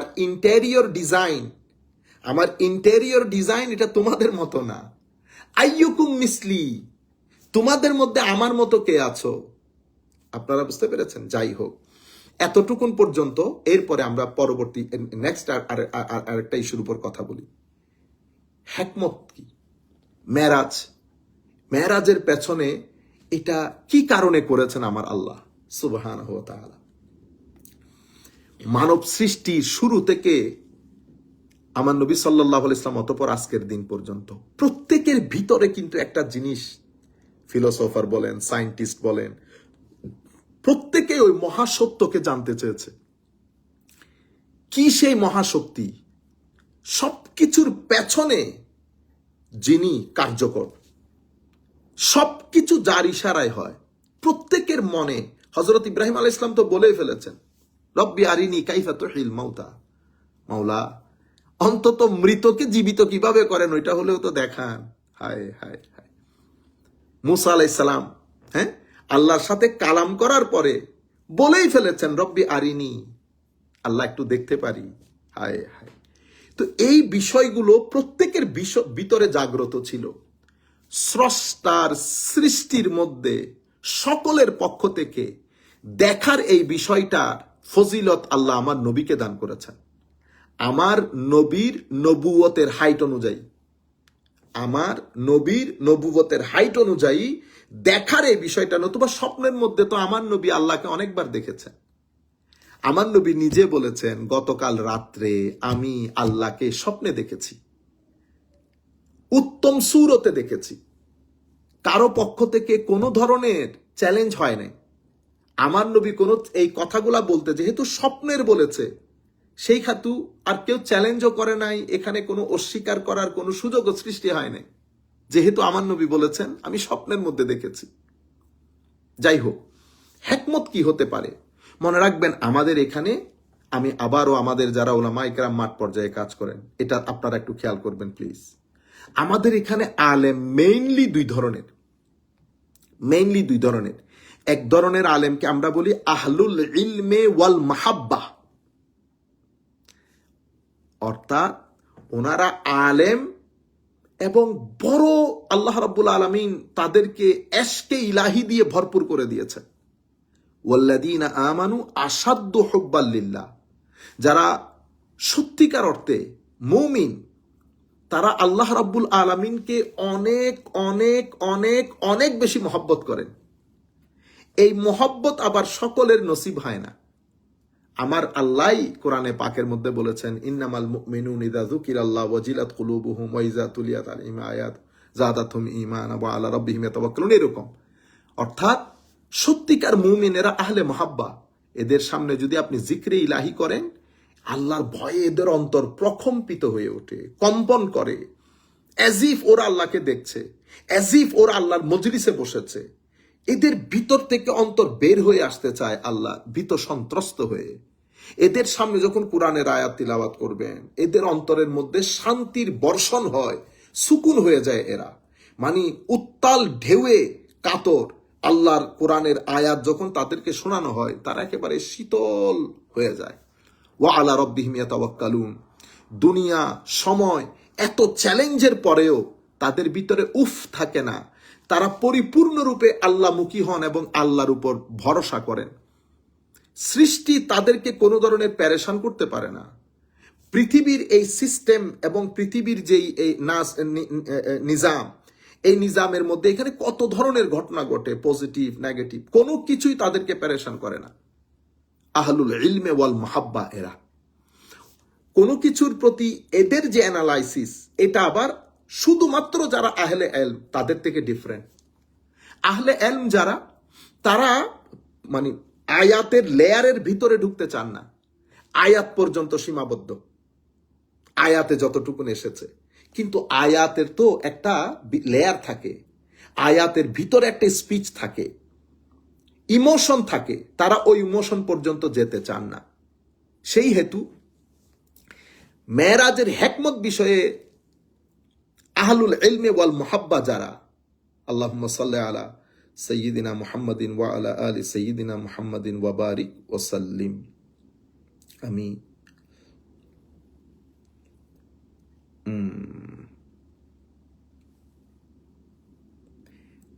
আচ্ছা আচ্ছা, আহলুল ইলমে ওয়াল মুহাব্বা যারা, তাদের দৃষ্টিকোণ হচ্ছে আমার নবীকে আল্লাহ রাব্বুল আলামিন কুল কায়নাতের মালিক বানিয়েছেন। খালেক স্রষ্টা আমার আল্লাহ, এটা আমরা সবাই জানি। আমার নবীকে মালিক বানিয়েছেন। ইন্না আতাইনা কাল কাউসার করেছেন। হাবিব, আমরা আপনাকে কাউসার কাউসার এটা আরবির মধ্যে সুপারলেটিভ ডিগ্রি, অনেক অনেক মঙ্গল খের সবকিছুর ক্ষেত্রে অনেক অনেক অনেক অনেক দিয়েছি। বুঝতে পেরেছেন? আমার নবী নিজে বলছেন, ওয়াতিতু মাফাতিহা খাজাইনিস সামাওয়াতি ওয়াল আরদ, আসমান জমিনের খাজিনার যে মিফতা, যে চাবি, সেটা আল্লাহ আমার হাতে দিয়ে দিয়েছেন। তাইলে আপনি যদি খজিনার চাবি খুলতে চান, তাহলে আমার নবীর দরবারে আসতে হবে, কারণ চাবি আমার নবীর কাছে। সেই কারণে তাওহীদ হচ্ছে একটা গুপ্তধন। তাওহীদ একটা গুপ্তধন। গুপ্তধন মানে আপনার সবকিছুর বাইরে, আপনার ইমাজিনেশনের বাইরে, সেন্সের বাইরে, আকলের বাইরে, ব্রেইনের বাইরে। এই গুপ্তধনের তালা চাবি হচ্ছে রেসালত। আপনি রেসালত বাদে চাবি খুলতেই পারবেন না। এই জন্য কুল হু আল্লাহু আহাদ, আল্লাহু আহাদ হচ্ছে গুপ্তধন, কুল হচ্ছে চাবি। আপনি চাবি দিয়ে ওই তালাকে খুলতে হবে। আমার নবী বলছেন, আল্লাহ আসমান জমিনের যত খাজিনা, সমস্ত খাজিনার চাবি আল্লাহ আমার হাতে ন্যস্ত করেছেন। উতিতু মাফাতিহা খাজাইনিস সামাওয়াতি ওয়াল আরদ, আমার আল্লাহ আমার হাতে ন্যস্ত করেছেন।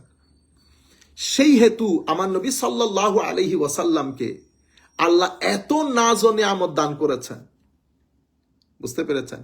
সে নাজ ও নিয়ামত আল্লাহর নবীকে আল্লাহর এই পুরা মিল্কিয়ত দেখানোর জন্য, যেহেতু মালিককে মিল্কিয়ত দেখাবে, সেই হেতু আল্লাহর নবীকে ডেকে নিয়ে গেছেন। এখানে আরেকটা জিনিস আপনাদেরকে বলে রাখি, এটা আমাদের জন্য, সবার জন্য লেসন, মনে রাখবেন। সেটা কি? সেটা হচ্ছে, মনে রাখবেন, এটা আমি এখন যেটা বলছি এটা প্রিন্সিপাল হিসেবে বলছি, মূলনীতি। আমার আল্লাহর একটা সুন্নত আছে, নিয়ম নীতি আছে। সেই সুন্নতের আল্লাহর সেই নিয়ম নীতির মধ্যে একটা আজিম নিয়ম নীতি হচ্ছে, আপনার জীবনে কোনো কিছু অ্যাচিভ করার জন্য যদি আপনি দুঃখ কষ্ট সহ্য করেন, স্ট্রাগল করেন, এফোর্ট দেন, দমে যান নাই, সামনের দিকে যাচ্ছেন, এফোর্ট দিয়েছেন, এটা ছাত্র যারা আছে সকলের জন্য অত্যন্ত গুরুত্বপূর্ণ। ব্রেইন খাটিয়েছেন, ঘামের পর ঘাম জড়িয়েছেন, সমস্ত দুঃখ কষ্ট সহ্য করেছেন, অতিষ্ঠ হন নাই, পেশেন্ট ছিলেন, ধৈর্যের সাথে সবকিছু মোকাবেলা করেছেন, সামনের দিকে গেছেন। মনে রাখবেন, আপনার জীবন কখনো, আপনার এই এফোর্ট স্ট্রাগল কখনো বৃথা যাবে না। দুই তিনটা জিনিস লাগে, স্ট্রাগল, এফোর্ট, আল্লাহর উপর তাওয়াক্কুল এবং ধৈর্য। এই তিনটা জিনিস যদি আপনার সাথে থাকে, মনে রাখবেন, রাতের অন্ধকার যত গভীর, ঘুটঘুটে যত লম্বাই হয় না কেন, সকাল হবে আপনার জীবনে, সূর্য উঠবেই আপনার জীবনে, বৃষ্টি থামবেই আপনার জীবনে। আমি আবারও বলছি, এটা আল্লাহর সুন্নত, কিন্তু সুন্নতে ইলাহি। সুন্নতে ইলাহি দিস ইজ দি ফেনোমেনন, অথবা this is the divine system.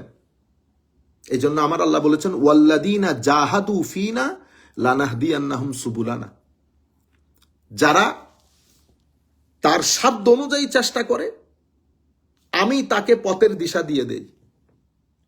আপনি এই জন্য বলে না, কষ্ট করলে কেষ্ট মেলে। আপনি চেষ্টা করবেন, সাথে ধৈর্য থাকবে, পেশেন্স যেটাকে আমরা বলি, তাইলে এফোর্ট থাকবে, ধৈর্য থাকবে, আল্লাহর উপর ভরসা থাকবে, আপনার জীবনে সফলতা আসবেই আসবে। এবং যেই পরিমাণ দুঃখ কষ্ট আপনি পাবেন, তার চেয়ে 10 ডাবল বেশি সফলতা আল্লাহ আপনাকে দান করবেন। চোখের পানিগুলো যত বেশি দুঃখের ছাপ থাকবে চোখের পানিতে, আমার আল্লাহ আপনার হাসির গভীরতা তার চেয়ে কোটি গুণ বেশি করবেন। আমি বারবার বলছি, এটা আপনাদের মাথার ভিতরে ঢুকানোর জন্য। আমরা ফ্রাস্ট্রেটেড হয়ে যায়, 2 মিনিটে নিরাশ হয়ে যায়। আপনারা বুঝতে পেরেছেন? আমার আল্লাহ কোরআনে পাকের সাথ করেছেন, ইন্না মাআল উসরে ইউসরা, ফা ইন্না মাআল উসরে ইউসরা। উসর আপনার জীবনে কৈঠিন্য, নেগেটিভিটি, জীবনের মধ্যে বিষাদ, দুঃখ, জীবনের মধ্যে কষ্ট, চাপ, এগুলো আপনার জীবনে থাকবে। কিন্তু এটা সব সময় আপনার জীবন কঠিন কখনো হবে না। আপনার জীবনে দুঃখের পরে, আপনার জীবনে কষ্টের পরে অবশ্যই হাসি আসবে, অবশ্যই সুখ আসবে। এটা আল্লাহ রাব্বুল আলামিনের নিজাম। এটা সবাই মাথার ভিতরে ঢুকিয়ে নেন। একদিনে আপনি অতিষ্ঠ হয়ে যায় না, এক মাসে অতিষ্ঠ হয়ে যায় না, এক বছরে অতিষ্ঠ হয়ে যায় না। এবার আমার নবীর কাছে আসেন, এই প্রিন্সিপালটা নিয়ে আমরা নবীর দরবারে আসি। আমার নবী ঘোষণা করলেন আল্লাহর একত্ববাদের কথা। যেই দিন থেকে আমার নবী একত্ববাদের কথা ঘোষণা করেছেন, সেই দিন থেকে আমার নবীর উপর অত্যাচারের স্টিম রোলার শুরু হয়। আমার নবীর উপর এমন অত্যাচার হয়েছে, অত্যাচারও বোধহয় আমার নবীর কাছে এসে মাফ চাইতে হইতো যে ইয়া রাসূলুল্লাহ, আর তো পারা যাচ্ছে না। কিন্তু আমার নবী উফ শব্দ করেন নাই। আমার নবীকে অপমানিত করা, লাঞ্ছিত করা, সীমাহীন কষ্টের মধ্য দিয়ে আমার নবী গেছেন। কিন্তু আমার নবীর মিশন, আমার নবীর টার্গেট, আমার নবীর যে উদ্দেশ্য, সেটা থেকে কোনো একদিন 1 ইঞ্চির জন্য আমার নবীকে সরাইতে পারে নাই কেউ। আমার নবীর টার্গেট থেকে সরেনি নাই। এরকম কষ্ট, এরকম দুঃখের মধ্যে, লাইফ থ্রেটেনিং, শেষ পর্যন্ত ঘটনা গড়াতে গড়াতে যখন তারা পরিপূর্ণরূপে মক্কার কুরাইশ কাফেররা অতিষ্ঠ, মানে আর তারা পারছে না আমার নবীকে কোন রকম হ্যান্ডেল করতে, শেষ পর্যন্ত তারা সিদ্ধান্ত নিল সোশ্যাল বয়কটে আসবে। সোশ্যাল বয়কট তখনকার সময়কালে এটা অসম্ভব সিভিয়ার টাইপের প্রটেস্ট ছিল। কারণ আমরা তখন এক ফ্যামিলি অন্য ফ্যামিলির উপর ইন্টারডিপেন্ডেন্ট। কারো ঘরে লবণ আছে, কারো ঘরে লবণ নাই, কারো ঘরে চিনি আছে, কারো ঘরে চিনি নাই, আমরা ধার নিতাম। সেই সোসাইটির মধ্যে আমার নবীকে সামগ্রিকভাবে, আমার নবীর পরিবারকে বয়কট করা হয়েছে, নবী এবং নবীর সাথে সংশ্লিষ্ট সবাইকে। সেদিন আবু তালেবও আমার নবীকে, আবু তালেব রাহিমাহুল্লাহ আমার নবীকে ছাড়েন নাই, একা ছাড়েন নাই। এমনিতে ওয়াজের মধ্যে, তকরিরের মধ্যে ঠাস করে কথা বলে ফেলা আবু তালেব সম্পর্কে, সেটা এক ধরনের, আমরা কারো উপরেও বলছি না, নিচেও বলছি না, যার যার অবস্থান। কিন্তু জিনিসগুলো একবার খেয়াল করবেন এবং আবু তালেবের কবিতা গুচ্ছগুলো একবার পড়ে দেখবেন। দিওয়ানে আবি তালেব সৌদি আরবের মধ্যেও পাওয়া যায়, আমাদের কাছে আছে। আপনারা গুগল থেকে এটারে আপনারা কি বলেন, আপলোড করতে পারেন, দিওয়ানে আবি তালেব। আপনারা সেই কবিতা গুচ্ছগুলো পড়েন, তারপরে সিদ্ধান্ত নেন। যাই হোক, সেই এরকম করুণ পরিস্থিতি তো আবু তালেব আমার নবীকে ছাড়েন নাই, আমার নবীর জন্য বডিগার্ডের ব্যবস্থা করেছেন। এবং খেয়ে না খেয়ে তপ্ত গরমের মধ্যে আমার নবীর অবস্থা একবার চিন্তা করে দেখেন। সেই সময়ও আমার নবী সাল্লাল্লাহু আলাইহি ওয়াসাল্লাম টার্গেট থেকে সরে যান নাই। ঠিক সেই সময় আমার আল্লাহ একে একে আমার নবীর উপর থেকে এই যে অভিভাবকত্বের যে ছায়া, শেল্টারের যে ছায়া, গার্ডিয়ানশিপের যে ছায়া, সেটাও তুলে নিয়েছেন। আবু তালেব দুনিয়া থেকে উঠে গেল। অতঃপর খাদিজাতুল কুবরা রাদিয়াল্লাহু তাআলা আনহু চলে গেলেন।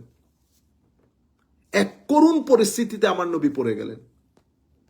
এহেন পরিস্থিতিতে আমার নবী সাল্লাল্লাহু আলাইহি ওয়াসাল্লাম যখন দিনাতিপাত করছেন, সেই সময় আমার আল্লাহর সৃষ্টি জগতের মধ্যে সবচেয়ে উত্তম পুরস্কার আমার নবীকে দান করেছেন। সুবহানাল্লাযী আসরা বিআবদিহি লাইলাম মিনাল মাসজিদিল হারামি ইলাল মাসজিদিল আকসা আল্লাযী বারাকনা হাওলাহু লিনুরিয়াহু মিন আয়াতিনা ইন্নাহু হুয়াস সামিউল বাসীর।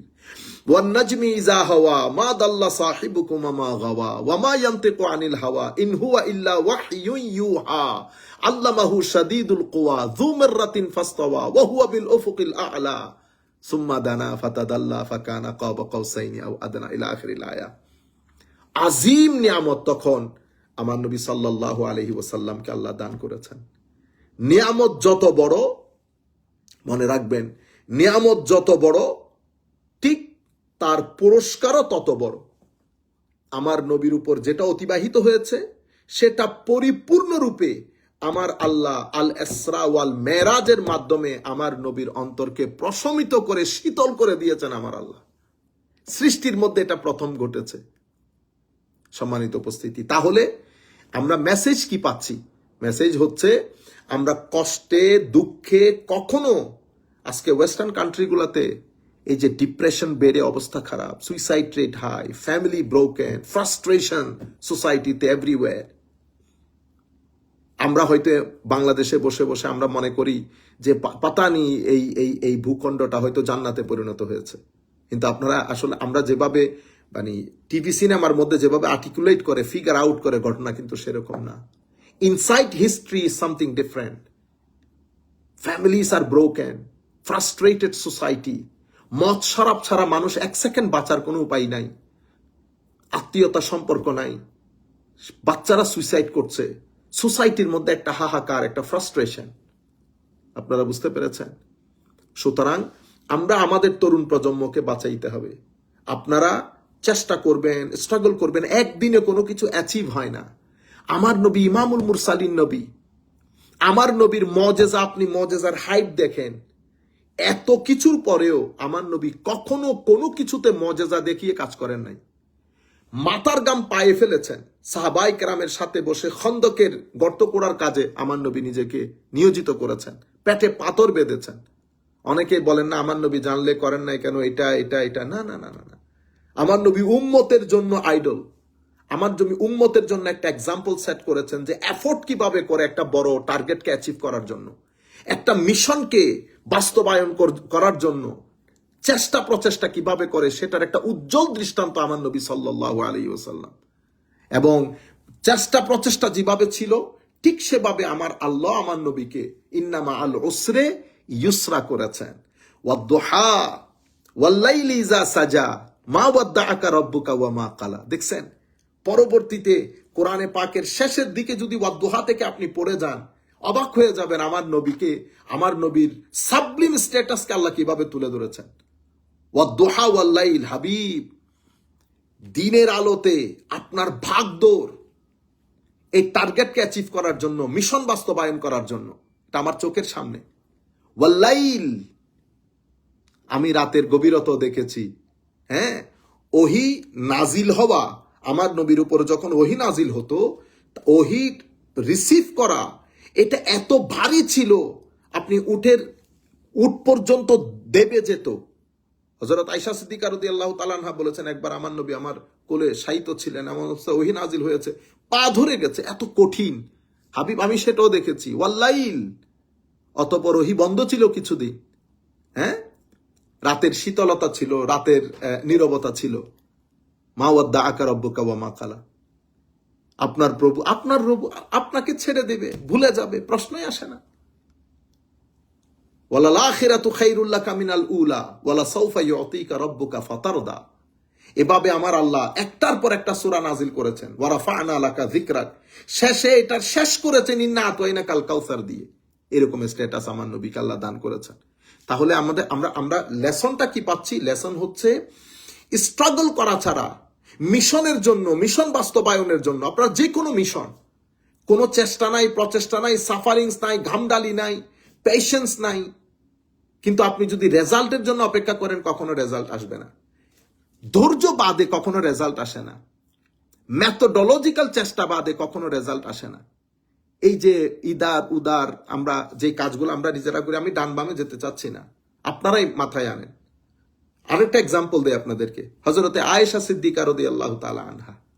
হ্যাঁ, দেখেন, আয়েশা সিদ্দিকা রাদিয়াল্লাহু তাআলা আমার নবীর সাথে সফরে ছিলেন, ওনার নেকলেস হারিয়ে গেছে। বাকি কথা আপনারা জানেন হযরত আয়েশা সিদ্দিকা সম্পর্কে রাদিয়াল্লাহু তাআলা আনহা। High high high high high, মানে ক্যারেক্টার অ্যাসাসিনেশনের আমার হযরত আয়েশা সিদ্দিকা রাদিয়াল্লাহু তাআলা সম্পর্কে ক্রিটিসিজম যেতে যেতে কোথায় গিয়েছে, শেষ পর্যন্ত উনি নিজের ঘরে চলে এসেছেন। আমি যখন চিন্তা করি তখন উনার উপর দিয়ে কি গেছেন, কিন্তু ধৈর্য ছাড়ে নাই। তাওয়াক্কালতু আলাল্লাহ, আল্লাহর দরবারে কিভাবে নিজেকে সারেন্ডার করেছে। রব্বি ইন্নী মাগলুবুন ফান্তাসির। হাবিব, আল্লাহ, আমিও ইউসুফের মতো বলি যে আল্লাহ, আমি পরাজিত হয়ে গেছি, ফান্তাসির, আপনি সহযোগিতা করেন।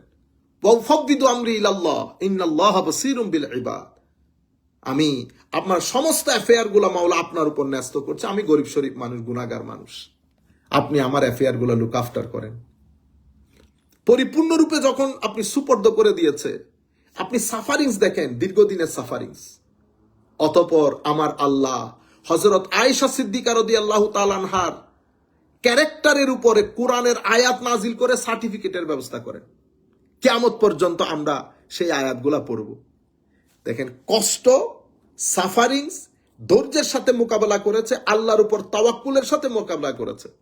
রাস্তার মধ্যে এসে আমরা যেগুলা করি সেগুলা করেন নাই। সেই কারণে আল্লাহর নিয়ামত আমাদের কাছে আসে না।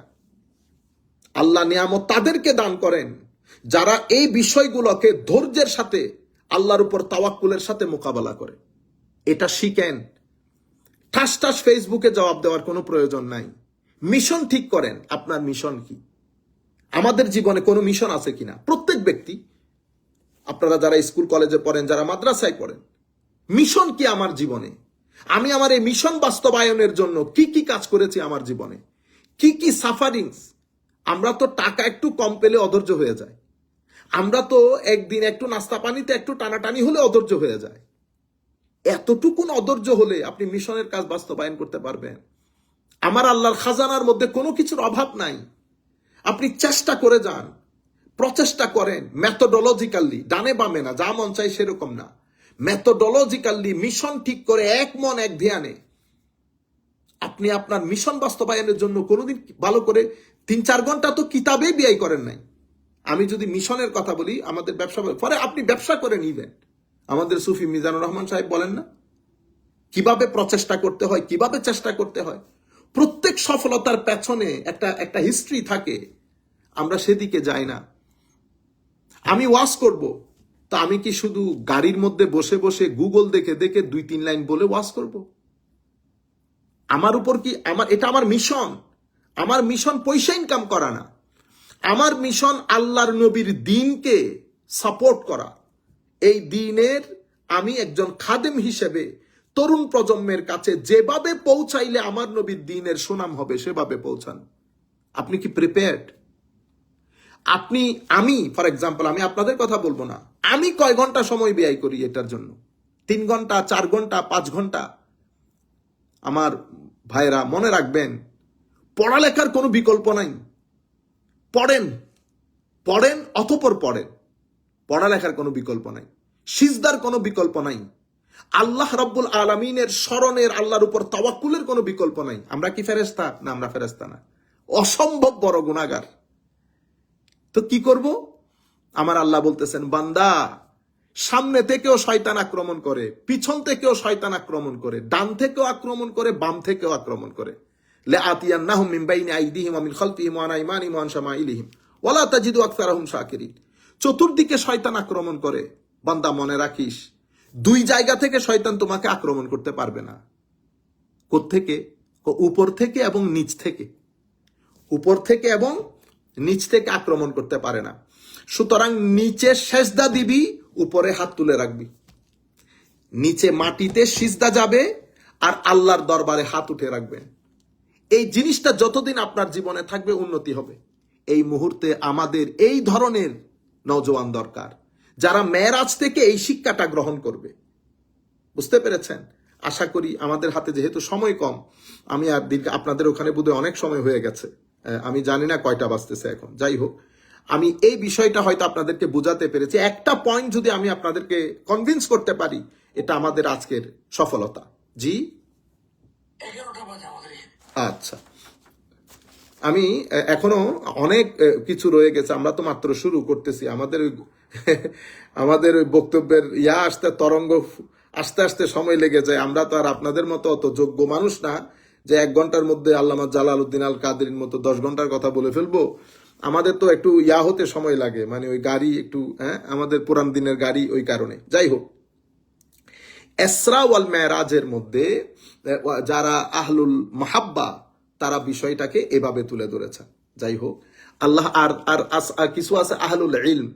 আহলুল ইলম সেই কারণে ওনারা ওই আয়াতের ভিতরে যেতে চান না, ওনারা ওই ইমোশনের ঘাটে যেতে চান না। ওনারা ওই আয়াতের বাহ্যিকভাবে যতটুকুন ওনাদের বুঝে আসে ততটুকুন ওনারা তুলে ধরেন। সেই কারণে ওনারা আহলুল মাহাব্বার মতো করে কথা বলেন না। ওনাদের মহব্বতের টোন একটু ভিন্ন থাকে, ওনাদের কথাবার্তাগুলোর টোন একটু ভিন্ন থাকে। এই আহলুল ইলম যারা শুধুমাত্র, যেমন তারা একেবারে শুরু থেকে আজকের দিন পর্যন্ত তাদের মধ্যে আমার নবী সাল্লাল্লাহু আলাইহি ওয়াসাল্লামের মেরাজ, ওনারা ইসরাটাকে ঠিক ধরেন, এটাকে ওনারা মনে করেন এটা ইয়ার মধ্যে হয়েছে, খাবের মধ্যে হয়েছে। ঠিক আছে, আমার নবীর জিসমানি শারীরিকভাবে ছিল না, এটা রুহানিভাবে হয়েছে। রুহানিভাবে হওয়াটা আমরা একেবারে সবকিছুর ক্ষেত্রে এত ডিসাইসিভ হয়ে যায়, আমরা মনে হয় যে এই মানে এটা একটা কুফরের কাজ করে ফেলেছে। কেউ যদি বলে এই সফরটা রুহানি হয়েছে, আমরা তকফিরের দিকে নিয়ে যাই। সেই জন্য আমি আপনাদেরকে শুরুর দিক থেকে বলে দিচ্ছি, ইলমকে এলমিভাবে উপস্থাপন করবেন এবং সব জায়গার মধ্যে গোড়ামি দেখাবেন না। উলামায়ে কেরাম জিনিসগুলাকে যেভাবে ডিল করেছে, আমরাও ঠিক সেভাবে ডিল করব। সবকিছুর ক্ষেত্রে আমরা একেবারে ইয়েস নোর মধ্যে চলে যাব না। উলামায়ে কেরামের মধ্যে ওনারাও কোরআন হাদিসের আলোকে ওনারা একটা বুঝ উপস্থাপন করেছেন। সেই কারণে যত তফসিরের কিতাব আছে, ওনারা আল ইসরা ওয়াল মেরাজকে ডিল করেছেন, ওনারা বিষয়গুলোকে এভাবে উপস্থাপন করেছেন যে এটা আসলে হয়েছে রুহানিভাবে। কিছু কিছু লোক বলেছেন রুহানিভাবে হয়েছে। কেন? ওনারা আর ভিতরে ঢুকতে চান না, ওনারা বাহ্যিকভাবে কথা বলে ফেলেন। তা আমরা ওনাদের ওইটা আপনাদের এখানে এন্টারটেইন করছি না, কারণ আমরা এখন যেটা কথা বলছি, উম্মতে মুসলিমার মেজরিটি লোক যে কথাগুলো বলেছেন সেগুলো আপনাদের সম্মুখে তুলে ধরছে। এটা একটা বিষয়। আবার আল্লাহ রাব্বুল আলামিন আমাদের হামি ও নাসের হোক। আমরা এই মেরাজের মধ্যে যেমন এই একটা হচ্ছে শারীরিকভাবে হয়েছে না রুহানিভাবে হয়েছে? না, শারীরিকভাবে হয়েছে। আর একটা হচ্ছে ঘুমের মধ্যে হয়েছে না জাগ্রত অবস্থায় হয়েছে। উম্মতে মুসলিমার মেজরিটি কোরআন এবং হাদিসের ভিত্তিতে সমস্ত বিষয়গুলো, সিয়াক সাবাক লেহাক কনটেক্সট সবকিছু বিচার বিবেচনায়, যেহেতু এটা মক্কা শরীফের মধ্যে একটা খলবলি হয়ে গেছে এবং এটা মেরাজ, যদি শুধু ঘুমের মধ্যে হইতো, ঘুমের মধ্যে তো আমার নবী খাবের মধ্যে অনেকবার আল্লাহকে দেখেছে। হ্যাঁ, যাই হোক, এটা সাধারণ মজলিস, আপনাদের মধ্যে অনেকে আছেন একদম সাধারণ মজলিসে বিষয়গুলো ডিসকাস করা ডিফিকাল্ট। আমি শুধু বলবো আপনাদেরকে, আমার নবী সাল্লাল্লাহু আলাইহি ইসলামকে আমার আল্লাহ জাগ্রত অবস্থায় সশরীরে আল্লাহ মেরাজ করিয়েছেন। এরপরে আমার নবী মেরাজের মধ্যে আল্লাহকে দেখেছেন না জিবরিলকে দেখেছেন? উম্মতে মুসলিমার মেজরিটি আল্লাহ রাব্বুল আলামিনের সাথে আমার নবীর মুলাকাত হয়েছে। আহলুল ইলমের মধ্যে অনেকেই যারা বলেছে ওনারা এই আমার নবীর সাথে নবী জিবরিল আমিনকে তার আসল আকৃতিতে দেখেছেন, এটা অনেকে মতামত দিয়েছেন। বাট উম্মতে মুসলিমার মেজরিটি মতামত হচ্ছে আল্লাহ রাব্বুল আলামিন আমার নবীকে সশরীরে জাগ্রত অবস্থায় মেরাজ করিয়েছেন। সেই কারণে মেরাজ আমার নবীর একটা মুআজিজা। সেই কারণে আল্লাহ আয়াতকে শুরু করেছে সুবহান দিয়ে। আল্লাহ সংক্ষিপ্ত আকারে এখানে বলেছেন, বিস্তারিত আমার আল্লাহ সূরা নজমের মধ্যে বলেছেন। এবং এটা মক্কা শরীফের মধ্যে অনেক মানুষের জন্য ভারী হয়ে গেছে। অনেক নতুন মুসলমান যারা, তারাও দিন ধর্ম ছেড়ে দিয়েছে আমার নবীর এই বিষয়গুলা বলার কারণে। সামগ্রিক কোরআনের আয়াত, হাদিসে পাক এবং তখনকার যে হিস্টোরিক্যাল কনটেক্সট তৈরি হয়েছিল, সিয়াক সাবাক লাহাক সবকিছু কনটেক্সটের উপর বেস করে উম্মতে মুসলিমার মেজরিটি মনে করেন এটা আমার নবীর জিন্দেগির সবচেয়ে বড় ঘটনা, মেরাজের ঘটনা, যেটা সশরীরে আমার নবী অতি অল্প সময়ে রাতের সামান্য একটি ভাগে আমার নবী জাগ্রত অবস্থায় আল্লাহ রাব্বুল আলামিন মসজিদে হারাম থেকে আকসা, অতঃপর সপ্তম আসমান, এক এক আসমান করে সিদরাতুল মুনতাহা, অতঃপর লামাকানে আমার নবী আল্লাহর সাথে মুলাকাত করে আমার নবী আমাদের জন্য নামাজের গিফট নিয়ে এসেছেন। আমার নবী আমাদের জন্য নামাজের গিফট নিয়েছেন। সেই সময়ের মধ্যে আমি কিছু বিষয় আমাদের জন্য যেটা শিক্ষা হতে পারে, আমার আল্লাহ আমার নবীকে সেখানকার জিবরিলের মাধ্যমে পুরো অ্যাটমসফিয়ারিক যেই বিভিন্ন আসার আয়াতগুলো আছে সেগুলো দেখিয়েছেন। জান্নাতের একটা মোটামুটি একটা আবহ তৈরি করে দেখানো হয়েছে। জাহান্নামের সুরি বলি আমরা এটাকে, মিসলি সুরি দেখিয়েছেন। সেই জায়গার মধ্যে আমার নবী সাল্লাল্লাহু আলাইহি ওয়াসাল্লাম বলছেন, আমি জিবরিল আমিনের সাথে দেখতেছিলাম সবকিছু, ঘুরে ঘুরে দেখতে দেখতে আমি কিছু মানুষ দেখলাম। সেই মানুষগুলো আমার নবী সাল্লাল্লাহু আলাইহি ওয়াসাল্লাম ইরশাদ করছেন, একদিনে বীজ বপন করছে, অন্য দিনে ফসল কাটছে, আবার ফসল কাটার সাথে সাথে বীজ বপন করছে একদিনে ফসল কাটতেছে, ফসল কাটার সাথে সাথে হ্যাঁ আবার ওই বীজ বপনের মানে আবার তার আগের সুরতে ফেরত যাচ্ছে। আমার নবী জিজ্ঞেস করলেন, ওয়াও, একদিনে ফসল, আবার বীজ, আবার ফসল। আমার নবী জিজ্ঞেস করলেন যে জিবরিল, এরা কারা? তখন বললেন, এরা হায় হায় এরা আল্লাহ হাউলা ইল মুজাহিদুনা ফি সাবিলিল্লাহ, আল্লাহর রাস্তার যারা মুজাহিদ, তাদের কর্মকাণ্ড, তাদের সোয়াবগুলোকে আমার আল্লাহ 10-এ না বরং 700 ভাগে, একটার জন্য তাদের সোয়াবকে 700 ভাগে আমার আল্লাহ কি করেছেন, তাদেরকে নেয়ামত দান করতেছেন। সেই কারণে বীজ বপন একদিনে উঠে যাচ্ছে, একদিনে আবার বীজ বপন আবার উঠে যাচ্ছে, অর্থাৎ double after double, double after double এই নিয়ামতে আল্লাহ ভূষিত করেছেন। এরপরে আমার নবী সাল্লাল্লাহু আলাইহি ওয়াসাল্লাম ইরশাদ করছেন, এরপর আমি কিছু মানুষ দেখলাম, হায় হায়, যারা পাথর দিয়ে মাথা চূর্ণ বিচূর্ণ করছে এবং মাথা চূর্ণ হওয়ার পরে আবার মাথা গজাচ্ছে, আবার বাড়ি লাগাচ্ছে, আবার মাথা চূর্ণ বিচূর্ণ হচ্ছে। আমি জিজ্ঞেস করলাম, ইয়া জিবরিল, এরা কারা? হযরতে জিবরিল বলেছেন, এটা খুবই গুরুত্বপূর্ণ, যারা নামাজের সময় আল্লাহর দরবারে সিজদা অবনত হওয়া থেকে নিজেদের মাথাকে দূরে রাখত, তাদের অবস্থা এটা। সুতরাং আমি আমাদের সকলকে অনুরোধ করব, আপনারা যারা এখানে বসেছেন, কোনোভাবেই যেন ফরজ নামাজ মিস না হয়। দূর দূরান্ত থেকে যারা শুনছেন অথবা পরবর্তীতে শুনবেন, ফরজ নামাজ মিস করা এটা আল্লাহর সাথে বেয়াদবি করার শামিল। ফরজ নামাজ মিস করা আল্লাহর সাথে বেয়াদবির শামিল। সুতরাং পারত কোনো অবস্থাতেই আপনারা ফরজ নামাজ মিস করবেন না। আল্লাহ রাব্বুল আলামিন আমাদেরকে, আপনাদেরকে, সকলকে নামাজ আদায়ের তৌফিক দান করুক। আমার নবী, আপনারা জানেন, এই এই এই এই মেরাজের রাতিতে উম্মতে মুসলিমার ঐক্যমত্য যে মেরাজের রাতে আল্লাহ আমাদের উপর নামাজ ফরজ করেছেন, তাও করেছেন হযরত মুসা আলাইহিস সালামের মাধ্যমে।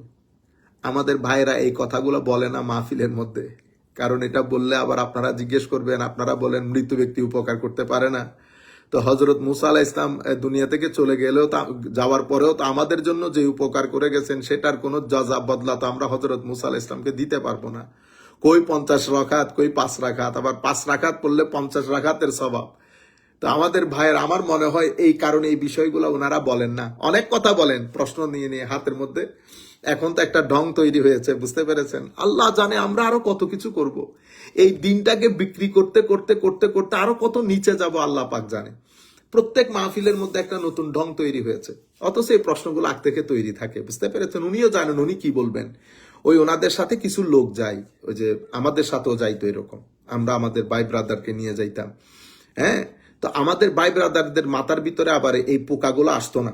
তারা সবাই সেকুলার লাইনে শিক্ষিত লোক, তাদের ভিতরে এই পোকাগুলো আসে স্বাভাবিকভাবে, হয়তো আমাদের সোহবত গন্ধ, সেই কারণে আমাদের সোহবতে থাকতে থাকতে ভিতর গন্ধ হয়ে যায় হয়তো। তো হয়তো ওনারা মনে করেন যে এটার উপরে একটা ক্লিপ বানাতে পারলে, এই ক্লিপ পরে ইউটিউবে ছেড়ে দিলে অনেক ধরনের ভিউ হয়। তো ওনারা দেখে হঠাৎ করে একটা এইরকম পৃষ্ঠার মধ্যে পরে যে জবাবটা দেয়, এটা মানে একজন অন্ধ ব্যক্তিও বুঝতে পারবে উনি এই উত্তরের জন্য ওয়েল প্রিপেয়ার্ড। চুরি করার জন্য বিদ্যা লাগে, বুদ্ধি লাগে, চুরি করার জন্য বিদ্যা বুদ্ধি লাগে। আমি দেখি যে কোনো ধরনের হেজিটেশন নাই, মনে হয় যেন মানে জমানার ইমাম বুখারী, কোনো ধরনের, বুঝতে পেরেছেন, কোনো হেজিটেশন নাই। এর সাথে সাথে বুখারীর অমুক পেজ, মুসলিমের অমুক পেজ, তার মানে you are prepared for this answer, বুঝতে পেরেছেন? যাই হোক, আমরা ওদিকে যাচ্ছি না, শুধু বলতেছি এই যে এই পেজ নিয়ে পড়ে এরপরে আমরা উত্তর দিই, মানে এক আল্লাহ পাকের মেহেরবানি, আমরা আল্লাহ পাক জানে আমরা এই তামাশা থেকে কখন মুক্তি পাবো। আমাদের সম্পর্কে কি বলেছে শুনেন, তার আগে বলি। তো আমরা, আমাদের ভাইয়েরা এই মেরাজের এই বিষয়গুলো এভাবে বিশদভাবে উল্লেখ করে না। এটা উম্মতে মুসলিমার জন্য আমরা বড় আনফরচুনেট। আমি মেরাজের ওই সপ্তাহের জুমা পড়েছি ধানমন্ডির একটা বিখ্যাত মসজিদে। সে আমার নবীর ইসরা ওয়াল মেরাজের এত আজিম মুজিজাকে সে সাধারণ মানুষের কাছে তুলে ধরতে পারে না। তাহলে তো কোথাও না কোথাও ডিফেক্ট আছে। আল ইসরা ওয়াল মেরাজ তো আমার নবীর নবুవ్বতের আমার নবীর মর্যাদার সবচেয়ে অনুপম দৃষ্টান্ত আল ইসরা ওয়াল মেরাজ। কারণ নবী শব্দের ভিতরে আপনি যদি নবীর অর্থ খুঁজেন, নবী কাকে বলে, নবীর কিছু শাব্দিক অর্থ আছে। নবী শব্দটি কোন শব্দ থেকে নির্গত হয়েছে, সেই শব্দগুলার অর্থ কি, নাবা, নবী না নাবাওয়া, অনেক ধরনের, আপনারা যারা আছেন তারা লিসানুল আরব বলেন বা এই ধরনের ডিকশনারিগুলা খুললে পাবেন আপনি। নবী শব্দের একটা অর্থ একটা জায়গা আন্নাবি উ কয়টার ইয়া হচ্ছে, ডিরাইভেশন হচ্ছে এই শব্দ থেকে, এটার অর্থ হচ্ছে রিফাত, উঁচু, মানে অনেক আরবরা দূর থেকে কিছু উঁচু জায়গা আছে সেটা দেখে নেভিগেশন ঠিক করতো, নেভিগেট করতো নিজেদেরকে। তাইলে নবীকে নবী বলা হয় কেন? লাখ পথভ্রষ্টতার মধ্যে নবী উঁচু স্থানে এমন ভাবে নিজেকে দাঁড় করিয়ে রাখে, পথহারা মানুষ পথের সন্ধান পায়, নবীকে দেখে। এবং ওয়ারাফা'না লাকা যিকরাক, এই কারণে নবীর মর্যাদার উপর ভিত্তি করে এই নবীর এই এত আজিম মুআজিজাকে আমরা নিগেট করি আনফরচুনেটলি। আমার কাছে কেন যেন মনে হয়, কারণ এই নবুয়তের এই আল ইসরা ওয়াল মেরাজের মধ্যে আমার নবীর শানের, আমার নবীর অবস্থানের যে তিনটা ডাইমেনশন, নবীর বাশারিয়ত, নবীর নুরানিয়ত, নবীর হাকিকত, তিনটা অসাধারণ রূপে রিপ্রেজেন্টেড হয়েছে। আমরা যদি বাশারিয়াতে মুস্তাফার দিকে যাই, অর্থাৎ আমার নবীর বাশার, আমার নবী আমাদের মতো মানুষ যেটা বলেন কোরআনে পাকের আয়াতের মধ্যে এসেছে, যে সেই আয়াতকে আমরা যেভাবে প্রেজেন্ট করি, নবী আমাদের মতো মানুষ, নিঃসন্দেহে মানুষ, কিন্তু আমরা যেভাবে প্রেজেন্ট করি আমাদের মতো, সেই মতো না হওয়ার জন্য আমার নবী অসংখ্য হাদিসের মধ্যে বলেছেন, তোমাদের মধ্যে আমার মতো কে আছো। এই হাদিসটা আমি কখনো কারো মুখে শুনি নাই। যারা কুলিন নামা আনা বাশারুম মিসলুকুম বলে, ওনারা একটু বুখারী মুসলিম শরীফ খুলে এই হাদিসগুলা পড়ে না, বলেও না কাউকে।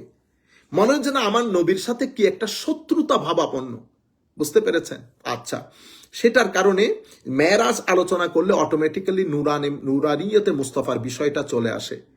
কারণ আমার নবীর উরুজ, উপরে উঠা, আসেনশন, জিবরিল আমিনের সাথে বুরাকে বহন করে এরপরে একেবারে টাইম এন্ড স্পেসের উপরে চলে যাওয়া, নুরানিয়তে মুস্তাফা, অতঃপর হাকিকতে মুস্তাফা সাল্লাল্লাহু আলাইহি ওয়াসাল্লাম।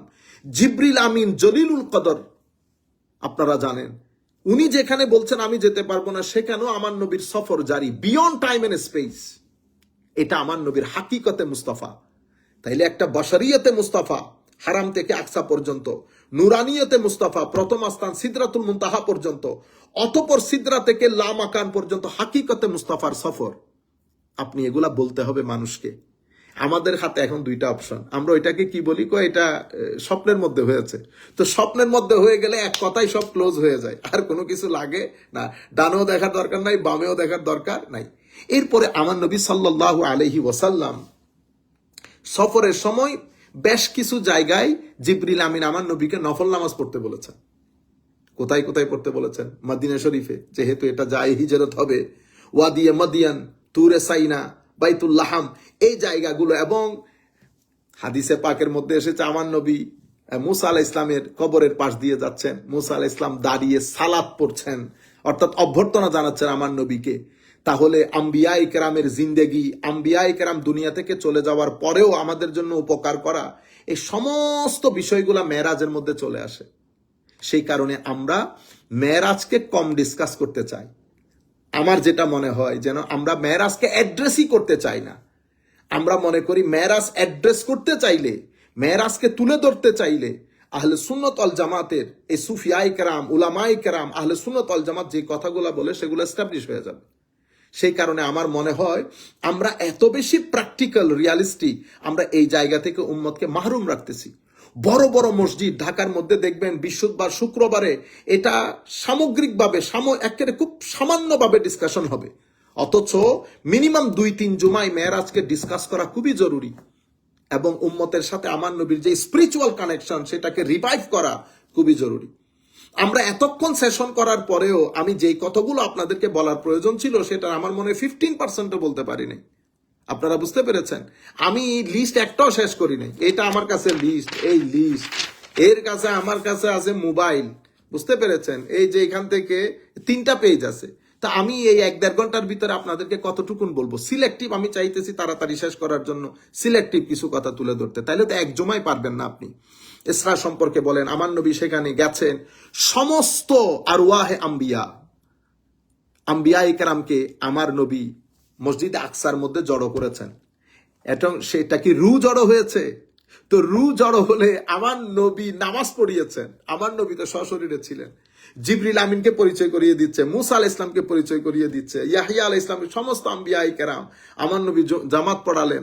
অতঃপর সেখানে মজলিস হলো, সেই মজলিসকে অসংখ্য উলামায়ে কেরাম বর্ণনা করেছেন, 1-2 জন উলামায়ে কেরাম বর্ণনা করেন। মানে এই মজলিসকে আপনি যদি আল্লাহুম্মা সাল্লি আলা সাইয়্যিদিনা মুহাম্মাদিন বারিক ওয়াসাল্লিম, মজলিসটাকে ইমাম ইবনে কাসির, তাবারি, বাজ্জার, হাইসমি, অসংখ্য উলামায়ে কেরাম ওই মজলিসটাকে বর্ণনা করেছেন। ওখানে কে কে বক্তব্য দিয়েছেন? হযরত ইব্রাহিম আলাইহিস সালাম বক্তব্য দিয়েছেন, মুসা আলাইহিস সালাম বক্তব্য দিয়েছেন, অথবা আমার নবী বক্তব্য দিয়েছেন। এবং আপনি সকলের বক্তব্য এক ধরনের, প্যাটার্ন এক ধরনের, আমার নবীর বক্তব্যের প্যাটার্ন আরেক ধরনের, প্রেজেন্টেশন আরেক ধরনের।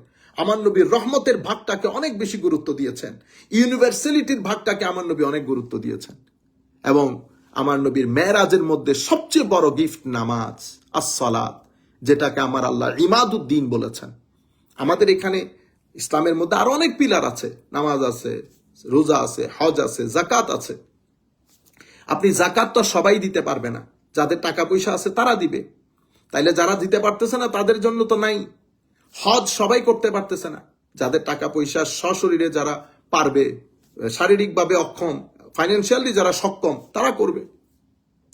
এর পরবর্তীতে রোজা যারা শারীরিকভাবে ফিট, এখন তো অনেক মানুষ ডায়াবেটিসের কারণে, বিভিন্ন শারীরিক অসুস্থতার কারণে রোজা রাখতে পারে না, ফিদিয়া দেয় তারা। একমাত্র সালাত আদায় করতেই হবে আপনাকে। আপনি শারীরিকভাবে অক্ষম, মানসিকভাবে শারীরিকভাবে অক্ষম, অর্থনৈতিকভাবে অক্ষম, ডাজন্ট ম্যাটার। আপনি দাঁড়াতে না পারলে বসে পড়েন, বসে না পারলে শুয়ে পড়েন, পানিতে উজু করতে না পারলে তায়াম্মুম করেন, সামান্য মাটির একটা টুকরা দিয়ে তায়াম্মুম করে নেন। আপনাকে পড়তেই হবে সালাত। কেন? এটা আপনার ডেইলি প্রেজেন্স। এবং এই নামাজের মধ্যে আপনার 2টা প্রেজেন্স নিশ্চিত করতে হয়, একটা আপনার ফিজিক্যাল প্রেজেন্স আর একটা আপনার স্পিরিচুয়াল প্রেজেন্স। এই 2 প্রেজেন্স নিশ্চিত করে আল্লাহর দরবারে সিজদা কনফার্ম করে দিয়ে দিতে হয়। এই নামাজ যেন আমরা মিস না করি। আমাদের অনেক ভাইরা বোনেরা আপনারা জানতে চেয়েছেন যে তাহলে এই রাতের মধ্যে আমরা কি করব।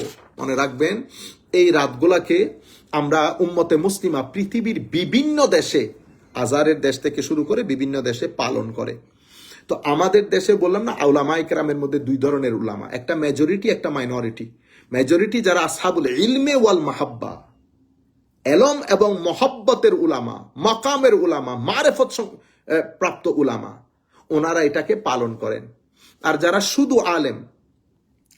শুধু আলেম, অনেক বেশি কনজারভেটিভ, ওনারা এই বিষয়গুলোকে তেমন একটা পাত্তা দেন না। আমরা ওনাদের কথা ওনাদের জায়গায় থাকুক, আমরা কারো ওনাদের কথা এখানে অ্যাড করার কোনো, এন্টারটেইন করার কোনো প্রয়োজন নেই। আমাদের উলামায়ে কেরাম আমাদের যুগ যুগ ধরে আজকের দিন পর্যন্ত পৃথিবীর বিভিন্ন দেশে, মিশর বলেন, সিরিয়া বলেন, ইয়েমেন বলেন, প্যালেস্টাইন বলেন, সব দেশে আল ইসরা ওয়াল মেরাজ পালিত হয়, অবজার্ভড হয়। উম্মতে মুসলিমার মেজরিটি মসজিদে এই কিছুদিন ধরে পালন না করার বিষয়গুলা ম্যাটেরিয়ালিজম পেয়ে যাচ্ছে। এমনিতে আমরা নামাজ দোয়া পড়ি না, তোর মধ্যে অনলাইনের ইনফরমেশন সবকিছু মিলে আমরা এখন একটা দাজ্জালীয় সোসাইটিতে বসবাস করছি। আমরা যে দাজ্জালীয় সোসাইটিতে দিনের পর দিন ঢুকে যাচ্ছে, এটা নিয়ে তো কারো কোনো ইখতিলাফ নাই। এটা কিন্তু একেবারে ইউনিভার্সাল ট্রুথ। মুসলিম, নন মুসলিম সবাই বিলিভ করে যে আমরা ডে আফটার ডে আমরা একটা দাজ্জালীয় সোসাইটিতে আস্তে আস্তে ডুবে যাচ্ছি। সুতরাং আমরা এই বিষয়গুলো, এই বর্তমান সোসাইটির এই বিষয়গুলোকে বাদ রাখি। কিন্তু আমরা যারা পালন করি, আমাদেরকে জিনিসগুলোকে কনস্ট্রাকটিভ করতে হবে, কম্প্রিহেন্সিভ করতে হবে, প্রেজেন্টেবল করতে হবে, কনভিন্সিং করতে হবে। আপনি যদি আপনার মতো করে পাঞ্জাগানা নামাজ পড়ি না, হঠাৎ করে উঠে মসজিদে গিয়ে একেবারে, তাইলে মানুষ এটাকে গ্রহণ করবে না। আপনি মসজিদের সাথে সম্পর্ক রাখেন, মসজিদের মধ্যে নিজের উপস্থিতি কনফার্ম করেন, তখন যখন আপনি এই কাজগুলা করবেন, কেউ আর সমালোচনা করার দুঃসাহস দেখাবে না। আমরাই পরিস্থিতিটা তৈরি করেছি। আমরা মসজিদে যাই না, আমরা এই বিশেষ দিনগুলাতে, রাতগুলাতে মসজিদে যাই। যার কারণে সোসাইটির মধ্যে ডেমনস্ট্রেশন যেটা আমাদের মাধ্যমে যেটা ফুটে ওঠে সেটা হচ্ছে এই লোকগুলো মসজিদে আসে না, এই বিশেষ রজনীগুলাতে মসজিদে আসে, যার কারণে ক্রিটিসিজমের সুযোগ হয়ে যায়। আপনারা এই সুযোগটা দেবেন না। যাই হোক, আমরা এই রাতের মধ্যে আমার নবী সাল্লাল্লাহু আলাইহি ওয়াসাল্লাম পুরা মেরাজের ঘটনাগুলো ঠিক হাদিসে পাকের মধ্যে যেভাবে এসেছে আমরা সেভাবে সাধারণের সামনে তুলে ধরব। মিশন থাকবে দুইটা, একটা হচ্ছে আমার নবীর সাথে উম্মতের যেই স্পিরিচুয়াল অ্যাটাচমেন্ট সেটাকে আরো বেশি মজবুত করে উম্মতের অন্তরে আমার নবীর মহব্বতকে আরো বেশি ঘন করা, জাগ্রত করা, গ্রিপি করা।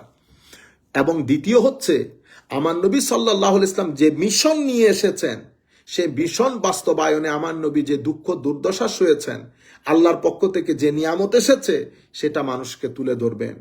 এবং মেরাজের রজনীতে আমার নবীকে জিবরিল আমিন ঘুরিয়ে ঘুরিয়ে যেই দৃশ্যগুলো দেখিয়েছেন সেগুলা মানুষের সামনে তুলে ধরব। নামাজের প্রতি মানুষকে ইন্সপায়ার করব, ঠিক আছে? এর পরবর্তীতে কোরআনে পাকের তিলাওয়াত পড়ি, নাত পড়ি, জিকির আসকার করি। যারা তাহাজ্জুদ পড়ি না অন্তত চেষ্টা করি সেদিন হলো একটু তাহাজ্জুদ পড়ার জন্য। আল্লাহর দরবারে দোয়া করি আল্লাহ যেন আমাদেরকে এই মহান নিয়ামত, যেহেতু আল্লাহর সৃষ্টির মধ্যে আমার নবীকে দান করেছেন, একটা বিশেষত্ব। এবং আরেকটা গুরুত্বপূর্ণ মেসেজ আপনাদেরকে দিয়ে দেই, এই ঘটনাটা ঘটেছে রজব মাসে। তবে মাথায় রাখবেন মেরাজ কোন মাসে হয়েছে, কোন সময়ে হয়েছে, এটা নিয়ে অনেক মতবিরোধ রয়েছে। অলরেডি ফেসবুক, তারপরে আমাদের গুগল, এই সমস্ত জায়গাগুলো মানে একেবারে ব্রোকেন হয়ে যাওয়ার অবস্থা। এখতালাফ সবকিছু নিয়ে হয়, এটা উলামায়ে কেরামও জানে এখতালাফ হয়, বুঝতে পেরেছেন? তবে মিশর আল আজহার ইউনিভার্সিটি সহ সমস্ত বিশ্ববিদ্যালয়ের ফতোয়া এবং উলামায়ে কেরামের যে গ্রহণযোগ্যতা, সাধারণ মানুষের যে গ্রহণযোগ্যতা, সেটা রজব মাসের 27 তারিখ রজনী। একতালাভ হয়েছে, রবিউল আউয়াল শরীফে হয়েছে, 12 তারিখ হয়েছে, হিজরতের আমার নবী সাল্লাল্লাহু আলাইহি ওয়াসাল্লাম নবুয়ত প্রকাশের আগে হয়েছে, নবুয়ত প্রকাশের পরে হয়েছে, এই মদিনা শরীফ যাওয়ার 3 বছর আগে হয়েছে, মদিনা শরীফ যাওয়ার 2 বছর আগে হয়েছে, ইভেন নবুয়ত বহি প্রকাশের আগে হয়েছে, অনেক মতামত। তবে উম্মত যেটাকে গ্রহণ করেছে, গ্রহণ করে যেটার উপর আমল করেছে সেটা হচ্ছে 27 রজবের 27 তারিখ দিবাগত রাত। এটা একটা বিষয়। এগুলা নিয়ে আমরা, ঘটনা ঘটেছে কোন তারিখে ঘটেছে, যেভাবে হিস্টোরিক্যাল রেকর্ডের মধ্যে ইখতিলাফ হয় সেটা এটা নিয়েও হয়েছে, অনেক কিছু নিয়ে ইখতিলাফ হয়েছে। এটা কোনো বিষয় না, এগুলা বলে আমরা মানুষকে কনফিউজ করার কোনো প্রয়োজন নাই। এটা নিয়ে আমরা মাহফিলের মধ্যে ডিসকাসই করব না। আমাদেরও তারিখ নিয়ে এত ঘটনা ঘটেছে, তারিখ নিয়ে ইখতিলাফ হয়েছে। তো তারিখ নিয়ে ইখতিলাফ হয়েছে, কি হয়েছে? আপনারা রিসেন্টলি যে 60-70 ইয়ার্সের যে ইতিহাস, সেই ইতিহাস নিয়ে কত মতামত, বাংলাদেশের 71-এর যুদ্ধ নিয়ে কত ধরনের মত দেওয়া হচ্ছে, এটা তো আমাদের চোখের সামনে হয়েছে অনেকের, বুঝতে পেরেছেন? তো তারিখ নিয়ে, ডেট নিয়ে হিস্টোরিক্যাল রেকর্ডের মধ্যে ডিসএগ্রিমেন্ট হয়, এটা খুব স্বাভাবিক একটা বিষয়। কিন্তু উম্মতে মুসলিমার মেজরিটি গ্রহণ করেছে, সেটার উপর আমল করেছে রজবের 27 তারিখ রজনীতে।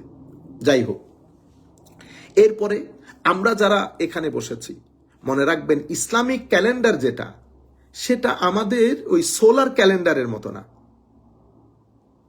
মানে জানুয়ারি, ফেব্রুয়ারি, মার্চ, এপ্রিল এই ক্যালেন্ডার আর আমাদের মুসলিম ক্যালেন্ডার লোনার ক্যালেন্ডার, চন্দ্রমাসিক যেটার হিসাব, মুহররম, সফর, রবিউল আউয়াল, এক জিনিস না। আমাদের ইসলামিক ক্যালেন্ডারের একটা সিক্রেট নেচার আছে, একটা পবিত্রতা আছে। আমাদের ইসলামিক ক্যালেন্ডারের সাথে ইবাদতগুলো জড়িত। আপনি বলেন না মুহররম, কেমন লাগে দেখেন, ভিতরে একটা স্পিরিচুয়াল কানেকশন আছে, একটা স্পিরিচুয়াল ফুড মিলে। কারণ আমাদের ইবাদাত, রিয়াজাত গুলা এই মাসের সাথে জড়িত। আমরা আমাদের ছেলে মেয়েদেরকে এটা শিক্ষা দিব। মুহররম মাস, সফর, রবিউল আউয়াল, রবিউল সানি, জামাদিউল আউয়াল, জামাদিউল সানি, হজ বলেন, রোজা বলেন, সবকিছু আমাদের এই ইসলামিক ক্যালেন্ডার, আমাদের মাসগুলার সাথে জড়িত। সুতরাং এটা জানুয়ারি ফেব্রুয়ারি মাসের মতো মাস না।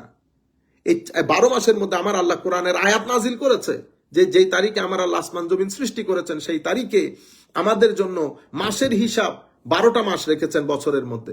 তোর মধ্যে বলেছে মিনহা আরবাতুন হুরুম, চারটাকে আমার আল্লাহ সিক্রেট এবং পবিত্র মাস বলে ঘোষণা করেছেন, হোলি মান্থ। চারটাকে, জিলকদ, জিলহাজ, মুহররম একসাথে, আর একটা হচ্ছে রজবের মাস। আমরা এখন যেই মাসে বসে আছি সেই মাস। তো রজব তো অলরেডি হুরমতের মাস, মানে অসম্ভব পবিত্র মাস, যেই মাসে আরবরা পর্যন্ত যুদ্ধ বিগ্রহ বন্ধ রাখতো। এটা নির্দিষ্ট কিছু কারণ আছে, আমরা এখানে উল্লেখ করলাম না, বন্ধ রাখতো। সুতরাং উলামায়ে কেরাম বলেছেন যে এই রজব মাসে সোয়াব করলে যেমন সোয়াব অনেক ডাবল পাওয়া যায়, অনুরূপভাবে গুনাহ করলেও গুনাহ অনেক ডাবল হয়। সুতরাং আমরা এই মাসগুলোর সাথে স্পিরিচুয়ালি অ্যাটাচড হব। অলরেডি রজবের মাস ইবাদতের মাস, রজবের মাস নিজের প্রিপারেশনের মাস, এটা doorway to the month of Ramadan. আমরা রমজান মাসের ওই পবিত্র ঘরের মধ্যে ঢোকার দরজা হচ্ছে রজব মাস। আল্লাহর দরবারে দোয়া করি, আল্লাহ আমাদেরকে বরকত দান করুন রজব মাস এবং শাবানে। আল্লাহ আমাদেরকে আমাদের সকলের তকদিরের মধ্যে রমাদান নসিব করুন। তাহলে আপনারা এই আন্দাজে তিলাওয়াতের মাধ্যমে, জিকিরের মাধ্যমে, দরুদের মাধ্যমে আল্লাহর ওয়াস্তে রাস্তাঘাটে বসে গল্প করা থেকে নিজেদেরকে রক্ষা করেন। যদি এরকম করেন তাহলে তো বেদাত হয়ে যাবে, আপনি নিজেই এই বেদাতের কারণ হবেন। সুতরাং এত আজিম একটা রাতকে আপনি বেদাত করে ফেলিয়েন না। আপনি রাস্তাঘাটে দাঁড়িয়ে কথাবার্তা বলা, এটার মেজাজ নষ্ট করে দেওয়া, এই কাজগুলা করিয়েন না। তাইলে আমরা এই আন্দাজে এগুলা পালন করব। আমার নবী সাল্লাল্লাহু আলাইহি ওয়াসাল্লাম আরেক আরেক আরেক একটা তো মাথা চূর্ণ করছে, আরেক দল কি করছে জানেন? এদের এদের এক দল এদের পিঠে সামনের দিকেও দাগ, পিছনের দিকেও দাগ, গরুর মতো কাঁটাযুক্ত ঝোপ, জাক্কুম গাছ এবং জাহান্নামের পাথরের দিকে চড়ছিল। জকুম এবং জাহান্নামের পাথরের দিকে চড়ছিল। আমার নবী জিজ্ঞেস করেছেন, এরা কারা? হযরতে জিবরিল আমিন জবাব দিয়েছেন, এরা তারা যারা জাকাত আদায় করে নাই। এইভাবে নামাজ যারা পড়ে নাই, রোজা যারা করে নাই, জাকাত যারা আদায় করে নাই, হ্যাঁ।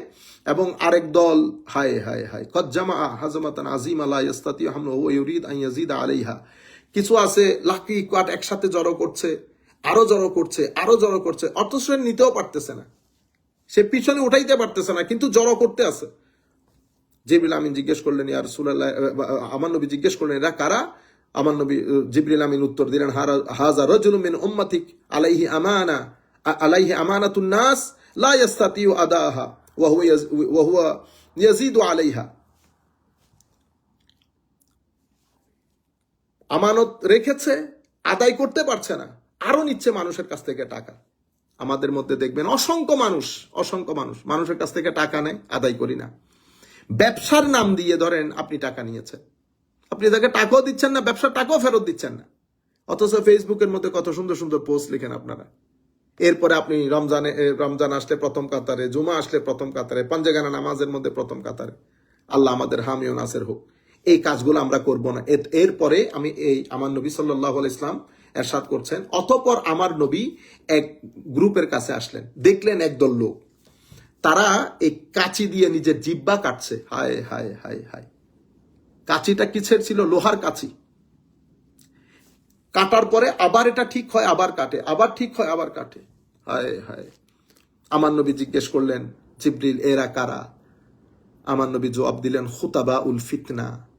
এদের মাধ্যমে, এরা ওই সমস্ত বক্তা, ওই সমস্ত খতিব যাদের মাধ্যমে ফিতনার আগুনে আরো এসকেলেট হয়েছে, যাদের মাধ্যমে ফিতনা হয়েছে। আল্লাহর দরবারে দোয়া করি, মাওলাই করিম আমাদেরকে খুতাবাউল ফিতনা হওয়ার আগে আমাদের জবান বন্ধ করে দেখ। আল্লাহ আমাদেরকে খুতাবাউল ফিতনা হওয়া থেকে রক্ষা করুক। যখনই আমাদের জবান থেকে কোনো কিছু বের হবে, আল্লাহ যেন আমাদেরকে সত্য বলার, হক বলার, সহি বলার তৌফিক দান করুক। কখনো কোনো কারণে যদি আমাদের বিষয়গুলো হক হয়ে না থাকে, আল্লাহ যেন এলহাম করে আমাদেরকে জানিয়ে দেন, আমাদের জবানকে বন্ধ রাখেন। সম্মানিত ভাইরা, এটা আমাদের জন্য খুবই অ্যালার্মিং। আমরা প্রত্যেকেই প্রত্যেক মাহফিলের মধ্যে এটা বলে আমরা মনেই করি যে আমি কিন্তু খুতাবাউল ফিতনা না, যাদেরকে বলছি তারাই খুতাবাউল ফিতনা। দেখেন, প্রত্যেকে নিজের মনকে একবার টেস্ট করে দেখেন। আমি যখন এই হাদিস শরীফটা পড়ছি, আমি সহ প্রত্যেকের মনে আছে আমি না, এটা আমি না, এটা আমি ছাড়া আমি যাকে টার্গেট করছি সেই খুতাবাউল ফিতনা। মনে রাখবেন, খুতাবাউল ফিতনা কারা হতে পারে? খুতাবাউল ফিতনা তারা যাদের মাধ্যমে সমাজের মধ্যে বিশৃঙ্খলা তৈরি হয়, যাদের মাধ্যমে সোসাইটির মধ্যে আকীদা বিরোধী জিনিস প্রচারিত হয়, যাদের মাধ্যমে সোসাইটির মধ্যে বিশৃঙ্খলা তৈরি হয়, হেট্রেড তৈরি হয়, ঘৃণা তৈরি হয়, যাদের মাধ্যমে মানুষ পথহারা হয়, যাদের মাধ্যমে মানুষের অন্তর থেকে খোদাভীতি বের হয়ে যায়, যাদের মাধ্যমে মানুষের অন্তর থেকে খোদাভীতি, এশকে রসুল, দিনের প্রতি মানুষের ইমোশন সবকিছু ছেড়ে যারা শুধুমাত্র দুনিয়া লাভের জন্য দিন প্রচার করে, দিন ব্যবহার করে, তারা খুতাবাউল ফিতনা। অথবা আমার নবী যেটা বুঝিয়েছেন, আল্লাহ আমাদেরকে রক্ষা করুক, আল্লাহ আমাদের ভাই ব্রাদার দুশ্মনদেরকেও এই মহান এই সিভিয়ার পানিশমেন্ট থেকে, ভয়াবহ আযাব থেকে আল্লাহ রক্ষা করুক। এভাবে আমার নবী আস্তে আস্তে সুম্মা তাআলা ওয়াদিন, আমার নবী একটা উপত্যকায় এসে ঠেকলেন। সেখানে আমার নবী সুন্দর খুশবু পেলেন। অতঃপর আমার নবী একটা দারুণ আওয়াজ শুনলেন। জিজ্ঞেস করলেন, জিবরিল, এটা কিসের আওয়াজ? হযরতে জিবরিল আমিন বললেন, সৌতুল জান্নাহ, এটা জান্নাতের আওয়াজ। আল্লাহু আকবার। তখন আমার নবী বললেন, তখন দেখলো আমার নবী শুনতেছেন, জান্নাত আমার আল্লাহর দরবারে ফরিয়াদ করছেন, আল্লাহ, আমি আমার সব কিছু নিয়ে, লম্বা হাদিস আমি সংক্ষিপ্ত আকারে বলছি, সব কিছু নিয়ে আমাকে আপনি আমার এখানে যাদেরকে প্রবেশ করাবেন তাদের জন্য আমি তৈরি, আমার সব কিছু নিয়ে আমি তৈরি। আমার এই আপনি মারজান বলেন, জাহাব বলেন, আকওয়াব, সাহাফ, আবারিকি, ফাওয়াকিহি, আমার ফল ফ্রুট, আমার দুধের নাহার, আমার মধু, আমার বিভিন্ন ধরনের পানীয়, সবকিছু নিয়ে আমি প্রস্তুত মাওলা। তখন আমার আল্লাহ বলবেন, তোমার জন্য আমি মুসলিম, মুসলিমা, মুমিন, মুমিনা এবং যারা আমাকে বিশ্বাস করবে, আমার রসুলদেরকে বিশ্বাস করবে, সৎকর্ম করবে, আমার সাথে শরিক করবে না, আমি এবং আমার কাছে চাইবে, যা চাইবে আমি দান করব, আমার কাছে যদি আমাকে যদি দেয়, কর্জ দেয়, আমি সেটার জন্য উত্তম যা দেব, আমার উপর পরিপূর্ণ ভরসা করবে, আমি আল্লাহ এটা বিশ্বাস করবে, আমি কখনো ওয়াদা ভঙ্গ করি না। এবং কদ আফলাহাল মুমিনুন তাবারাকাল্লাহু আহসান আল খালিকিন। এভাবে আমার আল্লাহ এই জান্নাতকে বলছেন যে আমি তাদেরকে প্রস্তুত রেখেছি তোমার জন্য। কিছুক্ষণ পরে আমার নবী সাল্লাল্লাহু আলাইহি ওয়াসাল্লাম আরেকটা ওয়াদির মধ্যে আসবেন। তখন দেখবেন একটা ভয়ঙ্কর আওয়াজ। আমার নবী জিজ্ঞেস করবেন, জিবরিল, এটা কার আওয়াজ? তখন হযরতে জিবরিল বলবেন, এটা জাহান্নামের আওয়াজ। তখন জাহান্নাম আমার আল্লাহর দরবারে ফরিয়াদ করবে, আল্লাহ, আপনি যা ওয়াদা করেছেন আমার সাথে পুরা করেন, আমার জন্য যাদেরকে বানিয়েছেন আমার এখানে দিয়ে দেন। আমি শৃঙ্খল নিয়ে, শিকল নিয়ে, একেবারে ভয়াবহ আগুন নিয়ে আমি প্রস্তুত। যাই হোক, এই অবস্থা। এরপরে আমার নবী জান্নাতের মধ্যে এক ব্যক্তিকে ঘুরতে দেখেছেন। আমার নবী জিজ্ঞেস করেছেন, এটা কি ব্যাপার, কি কারণে সে মাকামের মধ্যে আসলো? সে ইয়াতাকাল্লাবু ফিল জান্নাহ। তখন বলা হলো যে সে দুনিয়াতে তার একটা বৃক্ষ ছিল মানুষ চলাচলের পথে, সে মানুষ চলাচলের পথ থেকে তার এই বৃক্ষ কেটে সাফ করে দিয়েছে মানুষকে কষ্ট থেকে, মানুষকে কাঁটা থেকে বাঁচানোর জন্য। এই কারণে আমার আল্লাহ তাকে জান্নাত দিয়েছে। রাজুলুন ইয়াতাকাল্লাবু ফিল জান্নাহ ফি শাজারাতিন কাতাআহা মিন যাহরিত তারিক। এভাবে আমার আল্লাহর নবীকে মোটামুটি এই সফর আমি খুব সংক্ষিপ্ত আকারে যতটুকুন সম্ভব হয়েছে সংক্ষিপ্ত সময়ের মধ্যে আমি আপনাদের কাছে তুলে ধরলাম, চেষ্টা করেছি যতটুকুন আপনাদেরকে বলা যায়। মাওলাই করিম আমাদেরকে রক্ষা করুক, আল্লাহ রব্বুল আলামিন এই রাতের ফজিলত থেকে আমাদেরকে বঞ্চিত না করুক। মাওলাই করিম আমাদেরকে রমজানের ফজিলত থেকে বঞ্চিত না করুক। আল্লাহ আমাদেরকে রমজানের মধ্যে বেঁচে থাকার, বারবার আমাদের জীবনে রমজান পাওয়ার তৌফিক দান করুক। আমি আমার অতি সংক্ষিপ্ত বক্তব্য আমার এখানে শেষ করছি। ওয়ামা আলাইনা ইল্লাল বালাগুল মুবিন।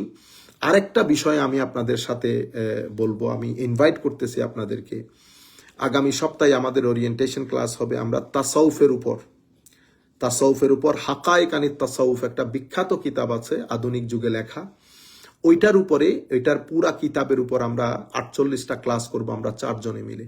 হাকায়েক আনিত তাসাউফ, এই কিতাবের উপরেই দর্শগুলা হবে। সুতরাং আপনাদের প্রতি অনুরোধ, আপনারা কাল বিলম্ব না করে আপনারা নিজেরা এবং আপনাদের বন্ধু বান্ধব নিয়ে আপনারা অবশ্যই এই কোর্সের মধ্যে জয়েন করবেন। এই কোর্সটা আমরা যারা এটাতে বিশ্বাসী অথবা বিশ্বাসী না, আমরা জানতে চাই। সুতরাং জানার পরে যদি আপনি ক্রিটিসাইজ করেন তাহলে এটা অ্যাকসেপ্টেড হয়, কিন্তু না জেনে ক্রিটিসাইজ করলে অ্যাকসেপ্টেড হয় না। না জেনে করলে যেমন অ্যাকসেপ্টেড হয় না, ক্রিটিসাইজ করলে অ্যাকসেপ্টেড হয় না। সুতরাং আপনাদের প্রতি আমাদের অনুরোধ, আপনারা আমাদের আল আজহার একাডেমির পক্ষ থেকে সামনে যেই কোর্সটা আসছে হাকাইকানি তাসাউফ, এই কিতাবের উপরে, তাসাউফের উপর 3 মাসের একটা কোর্স, যেটা আমি আমাদের শেখ গোলাম কিবরিয়া আজহারি সাহেব, ডক্টর সাইফুল ইসলাম আজহারি সাহেব, ডক্টর নূর নবী আজহারি সাহেব পরিচালনা করেন। আমাদের ক্লাস শুরু হয়ে যাবে আগামী সপ্তাহে, বোধহয় সানডের দিকে করে আমাদের আরেকটা ওরিয়েন্টেশন ক্লাস হবে। আপনারা প্রত্যেকে জয়েন করবেন এবং আপনাদের বন্ধু বান্ধবকে জানাবেন। আমি এখানে যারা আমেরিকা থেকে, ইংল্যান্ড থেকে, পৃথিবীর বিভিন্ন দেশ থেকে জয়েন করেছেন, আমি আপনাদেরকে বলবো, এত স্বল্প সময়ে, এত স্বল্প খরচে এত দারুণ কোর্স আসলে কোথাও হয় না। এটা আল্লাহ পাকের মেহেরবানি, আমরা করেছি, আপনারাও সাড়া দিয়েছেন বিদায় সম্ভব হচ্ছে। আশা করি আপনারা জয়েন করবেন এবং ক্লাসটা ক্যারিয়ন করার দিকে আপনারা সহযোগিতা করবেন। আমি আজকের এই ক্লাসে যারা বসছেন, যারা দেখছেন, যারা আমাদের এই ভিডিও পরবর্তীতে দেখবেন, আমরা সকলের প্রতি আন্তরিক মোবারকবাদ, ধন্যবাদ জানিয়ে আমাদের আজকের এই আমাদের দার্সটা শেষ করছি। আসসালামু আলাইকুম ওয়া রাহমাতুল্লাহি তাআলা ওয়া বারাকাতুহু।